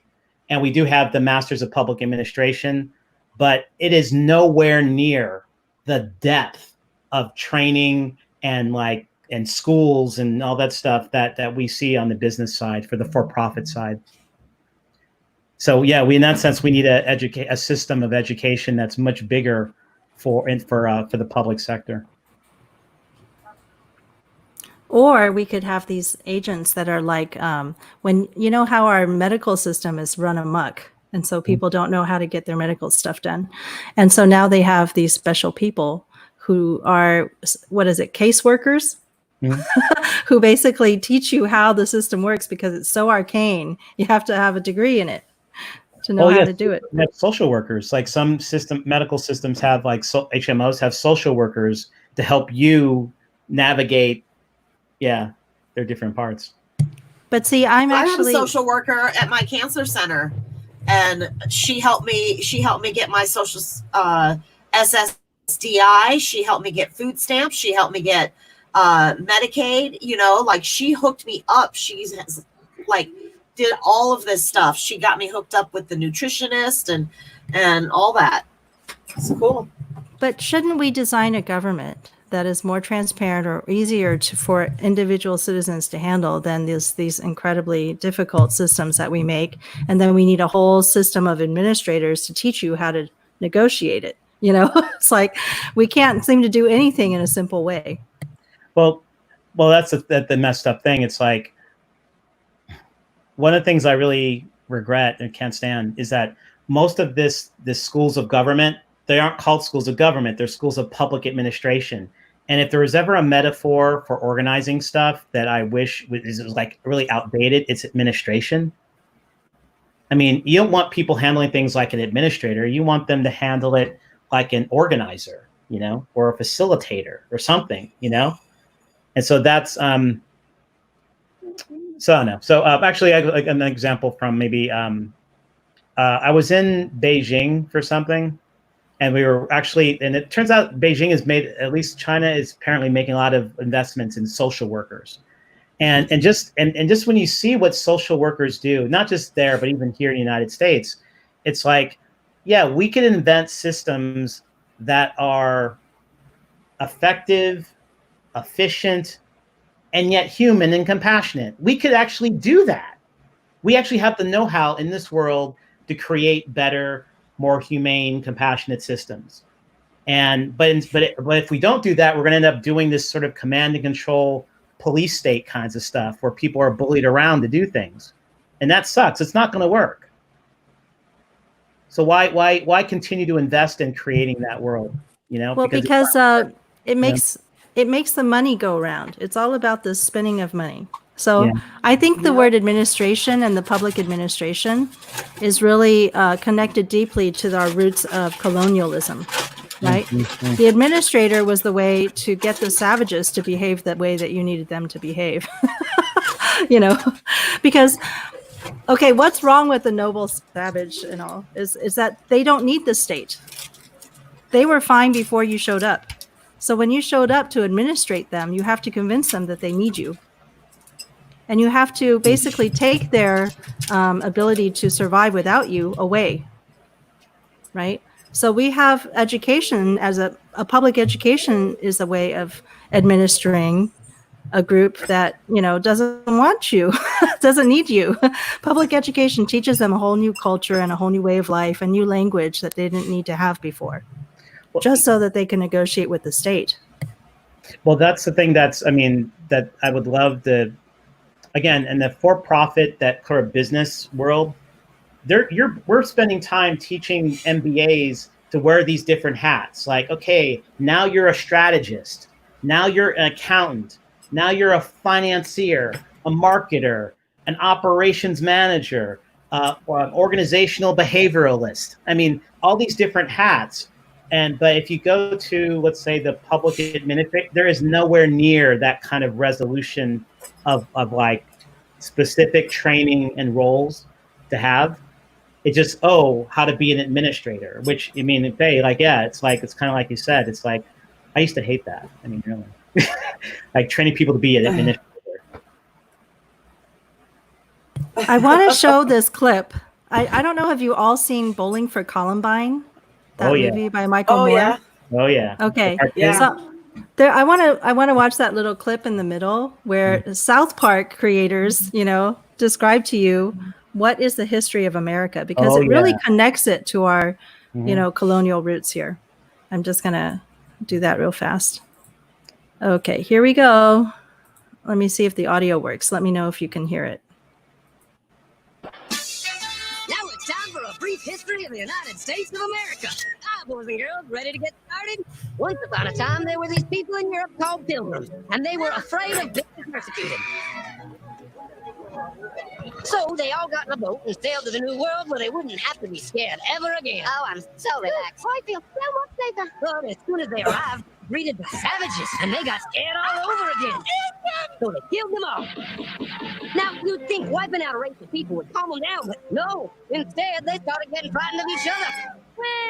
So they burned witches. In 1775, they started killing the British so they could be free. And it worked. But they still didn't feel safe. So they passed a Second Amendment which said every white man could keep his gun. I love my gun. Loves my gun. Which brings us to the genius idea of slavery. You see, boys and girls, the white people back then were also afraid of doing any work. So they went to Africa, kidnapped thousands of black people, brought them back to America, and forced them to work very hard for no money. And I don't mean no money like I work at Walmart and make no money. I mean $0. Nothing. Not a zip. Doing it that way made the USA the richest country in the world. So did having all that money and free help calm the white people down? No way. They got even more afraid. That's because after 200 years of slavery, the black people now outnumber the white people in many parts of the South. Well, you can pretty much guess what came next. The slaves started rebelling. They were uprising. And old master's heads got chopped off. And when white people heard of this, they were freaking out and going, I want to live. Don't kill me, big black man. Well, just in the nick of time came Samuel Coe, who in 1836 invented the first weapon ever that could be fired over and over without having to reload. And all the Southern whites were like, yeah! But it was too late. The North soon won the Civil War and the slaves were free. Yep, they were free now to go chop all the old masters' heads off. And everybody was like, oh no, we're gonna die. But the free slaves took no revenge. They just wanted to live in peace. But you couldn't convince the white people of this. So they formed the Ku Klux Klan. And in 1871, the Klan became an illegal terrorist organization. Another group was founded, the National Rifle Association. Soon politicians passed one of the first gun laws, making it illegal for any black person to own one. It was a great year for America, the KKK and the NRA. Of course, they had nothing to do with each other, and this was just a coincidence. One group legally promoted responsible gun ownership, and the other group shot and lynched black people. And that's the way it was all the way to 1955, when a black woman broke the law by refusing to move to the back of the bus. White people just couldn't move, huh? Well, I won't say move. What's going on, man? Oh, hell broke loose. Black people everywhere started demanding their rights, and white people had a major freaky fear meltdown. And they were all like, run away! Run away! And they did. They all ran fleeing to the suburbs where it was all white and safe and clean. And they went out and bought 250 million guns and put locks on the doors, alarms in the houses, and gates around the neighborhoods. And finally, they were all safe and secure and snug as a bug.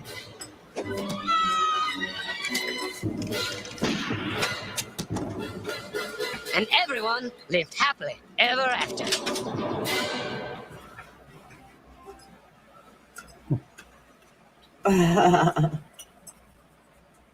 That was good. Yeah.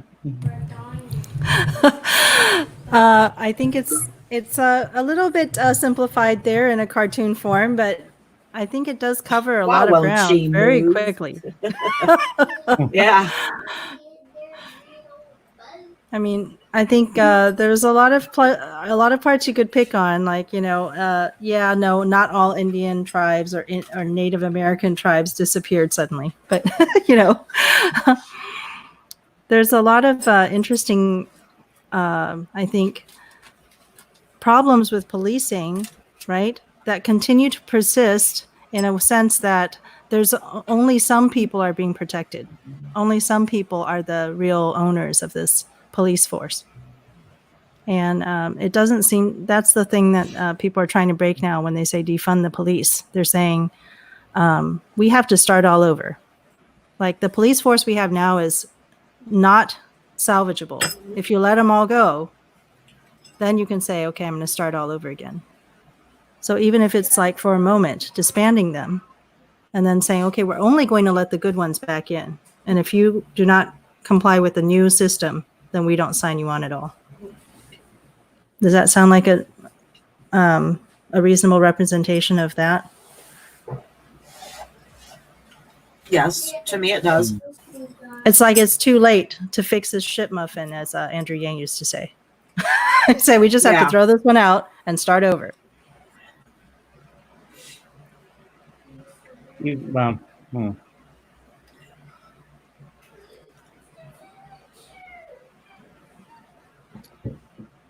I feel like it's flawed almost across the board, you know? It's not just like an isolated, this this town is good, but this town is bad. It feels like the general mindset almost across. I'm not saying all cops are bad. I'm sure there are good ones, but the system within which where they reside, is deeply flawed. And so that inadvertently makes their job flawed, makes them flawed.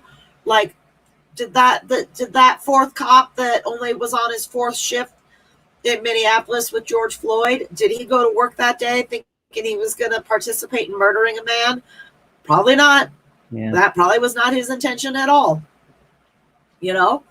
So, like, those are the ones that we can keep, because he's still, well, now he's been tainted, but like, I felt like it was almost out of his hands, like he would have gotten in big trouble if he would have said, hey, you're killing this man, get off his neck. He couldn't do that. So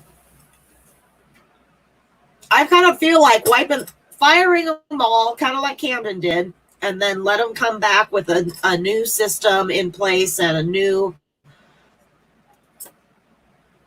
I mean, unless you think it's going to be like Purge or something. Well, during the interim.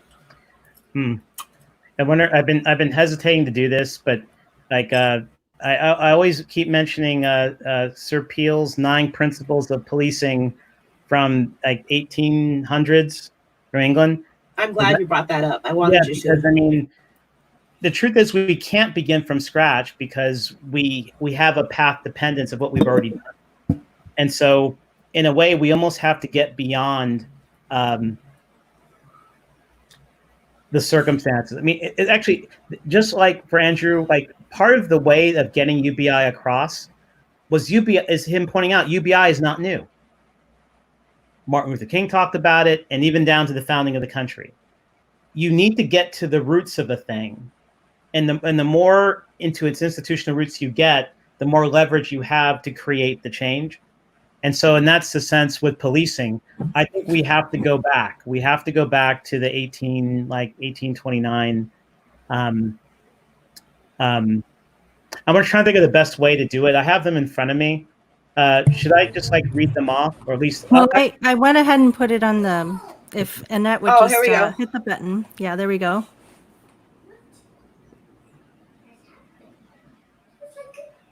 Yes. Do you want to talk about them, Quintus, or? Okay, right.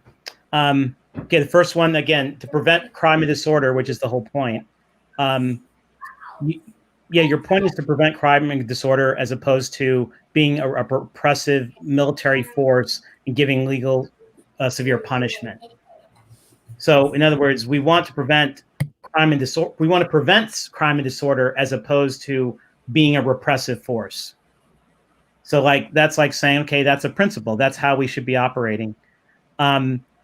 Recognizing that as a police force, your power really comes from doing things where you are delivering services impartially to the public, as opposed to like trying to cater to public opinion. You just do your job. Basically that you need the consent, the cooperation of the public, as an example, number 4, and so such that in other words, as a police, if you're relying on physical force to achieve your objectives, you're failing. That's a failure. You should be able to achieve most of what you want through the cooperation of the public. Like, that is like, let's say if there's a crime, like people being willing to talk to you, stuff like that, as opposed to like the stereotype of busting heads. So there is a blueprint out there of where we want to be. And community policing is remarkably like these things. But I think the mistake that got made is we called it community policing instead of calling it policing. I think we should just say, no, that this is policing. All this militaristic stuff that we're doing, to the extent that we're doing that, that's not really policing at all. So what if the police want to move the protesters from one place to another? And of course, the protesters are sitting down. They say, we're not going to move. We don't agree to move. We're going to stay here.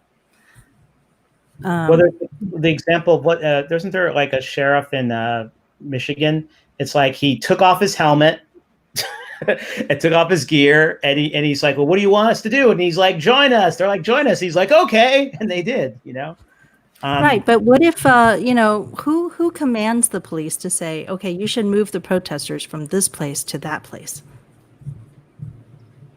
Usually it's someone who's, well, it depends. It depends on who it is. I mean, like, I'm like, why do they keep trying to insist on moving people? So, sometimes they've been trained to do that, and then sometimes, they've been trained to do that. And in that sense, we should pay attention to the trainers of the police. But sometimes it's the leadership, it's like, we had an incident in Philadelphia in the 80s where there was a group that was armed that was holding themselves up in a building in a neighborhood, and someone, either the police chief or the fire chief, or together, they decided, without telling the mayor of Philadelphia, that would be a good idea to drop a concussion bomb on one of their on a structure on the roof, but add something incendiary. And so basically the whole house went on fire, and then this blocks, 60 homes or something got burned up. So, I mean, I think it's a question of leadership and training, which is, interesting enough, what our U.S. military understands. I mean, so much of the U.S. military seems to be, it's leadership. It's about training and leadership. It's like, apparently the way that you get bumped out of, the way you get bumped out of special forces training, like SEAL training, is like they're constantly drilling into you this issue about apparently learning to rely on other people. That you're not doing this alone. You have a partner, and other people that you rely on them, and they're relying on you. And we don't need someone hot dogging it. And part of success is everyone coming up with a plan together, rehearsing, having training, and having backup. So it's like a SEAL team knows that while they're out there doing their thing, there's all this infrastructure behind them that's looking out for them. And so it's like leadership training and systems, and So my feeling is like, if the mayor is the one, or who is it that's commanding them to do these things, that's the person we need to go after and say, hey, you're the responsible one. Have we ever put a mayor in jail? Have we ever required the mayor or a police chief to answer for the crimes of somebody? Instead of saying, okay, here's this lowly guy. It's like going after the guy, who's executing the command rather than the person who's making it. Like, for example, the cops that slashed tires, they said that they were directed by some higher up. Some higher up told them to go slash the tires. So they were just following orders. Right. Whose orders are you following? Do we go after the head? Right. Well, but we could also borrow from the military from this too, the whole notion in the military of the unlawful order. That in the U.S. military, there are certain orders you are not permitted to do because it violates the Constitution. You can't do it. So even if someone up above you tells you to do it, you have a basis for saying, nope, not doing it. Right. So therefore, in that situation, then so they say, hey, I want you to go out and slash these tires. And then they should say, no, that's against the law. Right. I'm not going to do that. Right. Right. So one of the problems is that after the event, it's almost too late. And that's often when police show up to any sort of crime anyway. So the whole idea that the policemen are going to save you from crimes is, how the heck do they show up before the crime is committed? Like, there's such a short window between, that they can really make it and make a change. That happens too when the police are out already, and they've already been given rubber bullets, and they've already been given all these tools, and they've already been given the orders to do this. By the time you wait for the thing to happen, and then you go back and you say, okay, now we're going to figure out who's wrong and who's right and who's going to get punished. It's like too late. Somebody's already dead, you know? But I think we need to do something about like the press and their role in this. I mean, I remember watching the scene where in Minneapolis when the CNN reporter was arrested. Okay, the camera guy is like showing. It looked to me there was at least one or two of the police officers, like in the riot gear. He looked very young, and he looked very scared. You know, like you could tell it's like he's like, oh shoot, what's about to go down? I don't know what's going to go. And the thing is, we need to have room to talk about that, you know, and you know, or yeah. And so it's almost like I think press should be better too, and not being so professionalized that they're not really talking about the human thing that's going on, you know. Have you gotten a chance to talk about these last few on here? You've got some more. Number 8 seems very interesting. Oh, 7 is the number 1 topic on my mind is, you know. I'm going to read my version of it. Okay, go ahead. All right, so number 7. Police at all times should maintain a relationship with the public that gives reality to the historic tradition that the police are the public and the public are the police. The police being only members of the public who are paid to give full-time attention to duties which are incumbent on every citizen in the interest of community welfare and existence. So all of us are responsible for our community, every single one of us. But police officers have the extra duty, and they are full-time and are dedicated to it. But they're citizens. It's really an extension of citizenship that all of us are responsible for.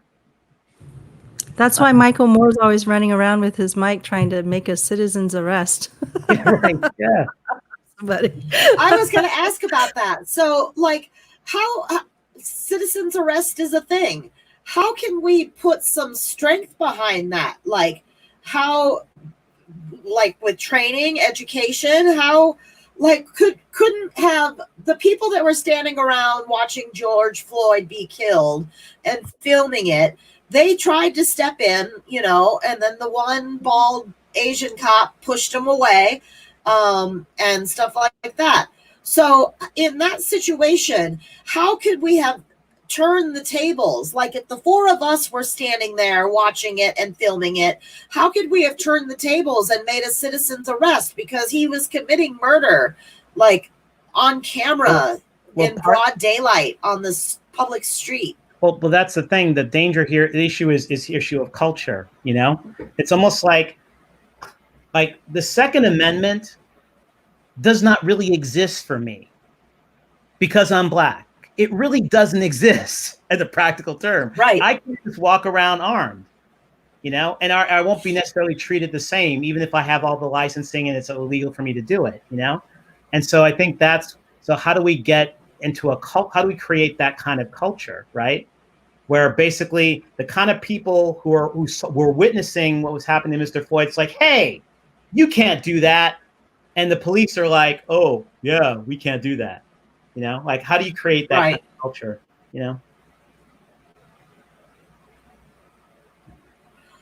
But I don't know. Well, Chauvin seemed to me determined to kill that guy. I agree with that. Yeah. I saw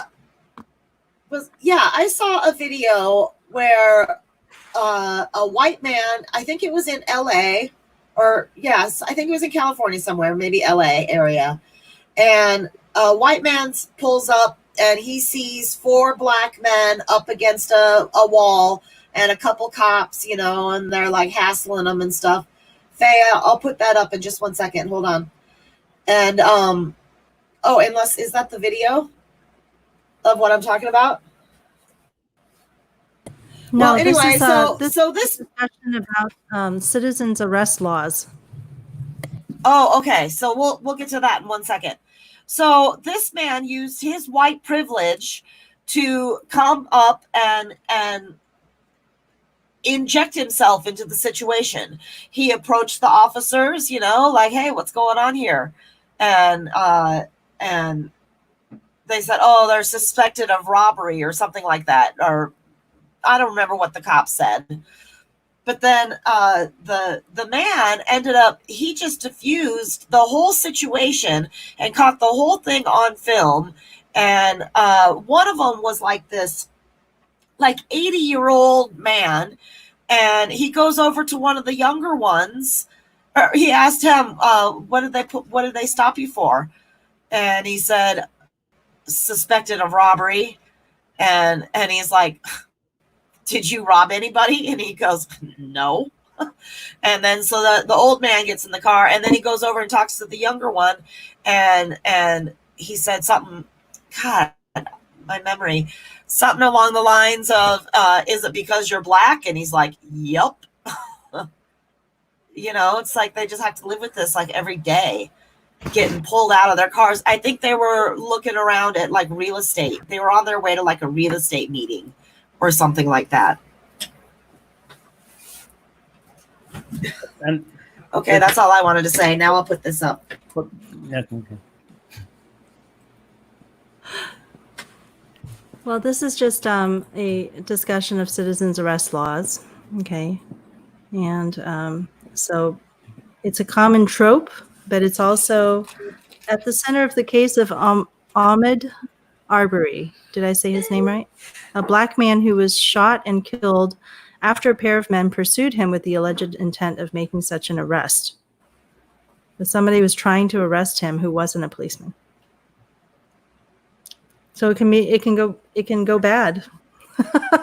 well, yeah, it can go bad if someone's a racist, you know, you know. But Yeah. the police is racist. Well- the entire police department is racist. Yeah, yeah. So My town where I live, we have to accept we are the unincorporated. responsibility. Yeah, go ahead. We're unincorporated. We don't have a mayor. We don't have police. We don't have a city hall or anything like that. You know, most of us have our own private wells. So there's got to be a water company. I don't know. We have our own private wells. So I don't know. Well, anyway, we don't go around just like killing people and robbing people and stuff like that. And I'm not saying that crime doesn't happen, because like a friend of mine, she just reported on our community page that someone purposely put a bunch of nails in her driveway. She happens to be one of a handful of black families in the town. It's predominantly white and probably a little Latino because we're so close to Mexico. But so was it racially motivated? We're not really sure, but somebody purposely did that. And so the whole community came together, and she now has people like volunteering to kind of stand guard of her property while she's away to see if they can catch who is trying to do it, you know, see if that person comes back to try to do something else and whatnot. So I think it's possible for communities to band together and keep an eye out for each other. We know who the drug users are. We know who's like the seat. There's like a group of vigilante, like GI Joe guys trying to help Border Patrol. But they're not good people. And they go out and destroy like bottles of water that get left out for the people that illegally crossed over and stuff.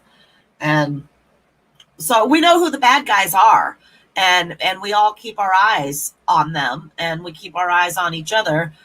And so I think that it is possible to have that kind of a community without police presence. Like, we just do it because we're like decent human beings and we have a sense of community surrounding us. So It's hard to, yeah, but it's hard for individuals to decide for themselves whether they are actually, I mean, everybody thinks that they're good. Nobody thinks that they're racist or bad. That's everybody. You know, we all just assume that whatever is our perspective is the good one. But here we have what purpose they serve. So again, you know, we say we don't want to indemnify the police. And yet when we allow people to arrest other people who are committing crimes, right? It's the same thing as we're indemnifying them, that they will not be, it eliminates the possibility that someone will be held liable if something happens after the fact. So even if you're an average citizen and you're trying to stop a purse snatcher, right? And that purse snatcher then falls down, breaks their arm or whatever, the citizen who stopped them can't be held liable. So this is why it's very hard to get rid of those laws, because the basis of government is basically that, you know, the government gets to do stuff that you don't. That is the whole basis of government. Like the average person can't do it, but the government can. So we have to basically tell the government that we don't authorize them to do that. Right?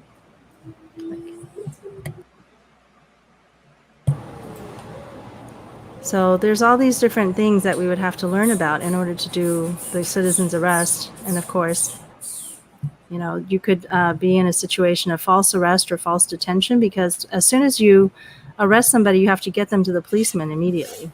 And if you see a policeman, then that policeman takes over as the new authority. Right. So given that, it would be very difficult for an average citizen to arrest a policeman that was doing something wrong.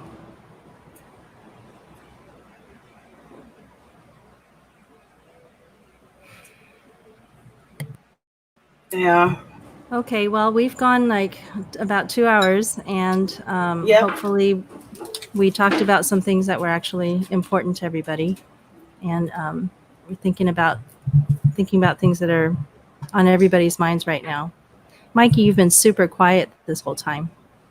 Did you get a chance to talk about anything you wanted to?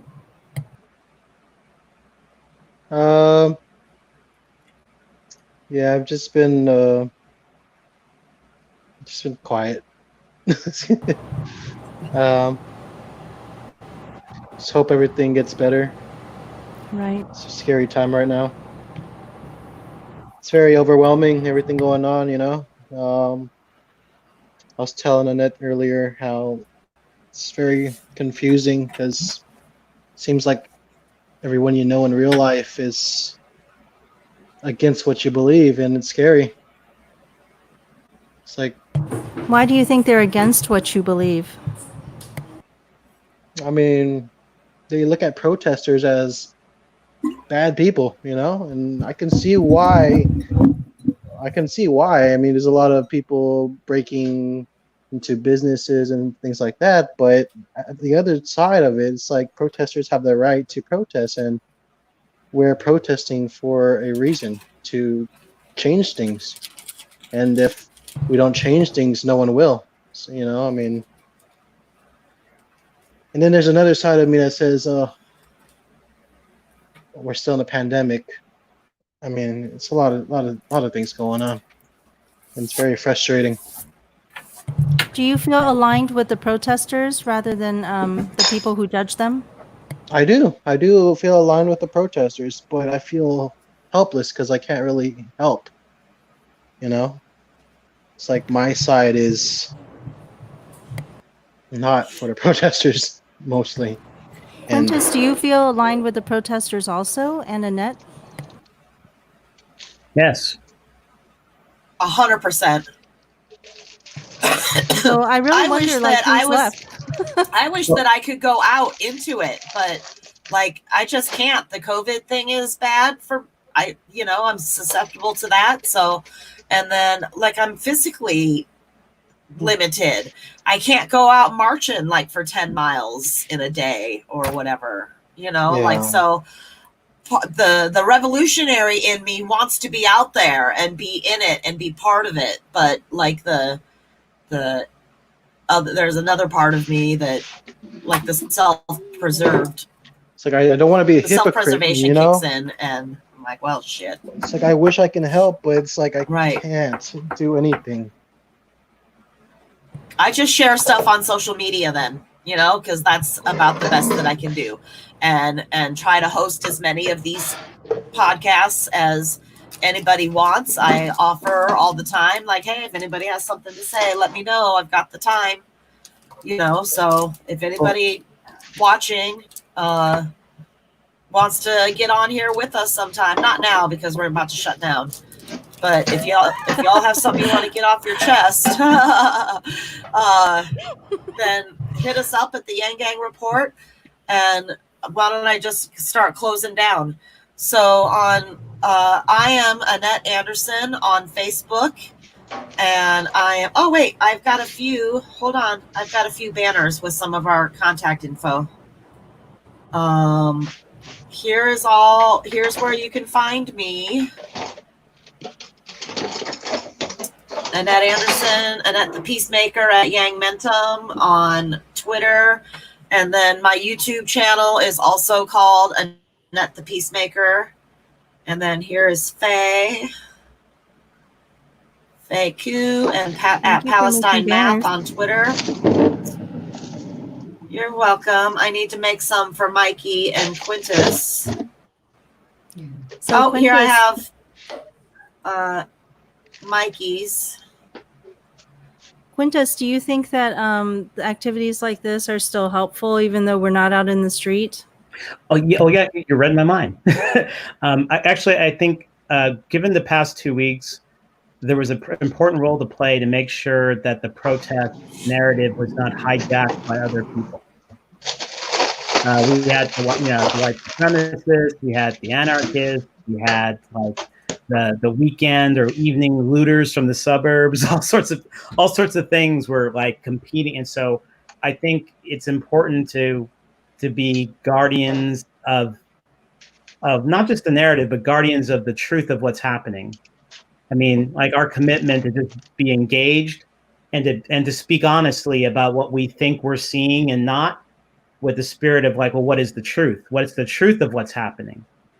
Because that's usually what gets, the sooner the truth comes out, I think the better it'll be all the way around, whether it's the pandemic, the economic disruption, or this addressing systemic racism. And Annette, I'm super excited that you and I are headphone buddies today. We are.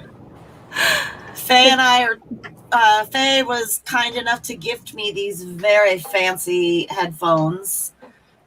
Very nice. I think I still have a couple Yang stickers. I might stick a little Yang sticker right there. But we are trying to clean up our sound so that we can do this better for everybody and not have as many sound issues. And we really believe in the work, despite Mikey saying that he's not sure if. I mean, obviously he showed up for the full 2 hours today, even when he didn't necessarily want to say something in the middle of what we were talking about. So we believe in what we're doing here, that this is important, because we're not going to hear the commentary that you want to hear on the mass media that we have. They're not going to give you the analysis that Quintus has. They're not going to talk about what's happening on the street like Mikey does.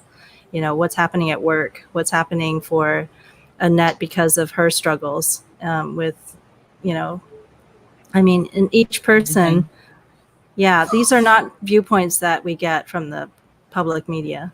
And we don't always get a chance to feel like, we're represented on screen anywhere. And so this is for you guys, okay? If you catch us talking and you feel like there's a viewpoint that you have that is not represented anywhere, come here and we will put you up here on the screen with us and try to give you a platform. Okay? All right. Thank you. Right on. All right. Goodbye, everybody. Thanks for tuning in. Bye. We'll see you next time. Bye. Bye.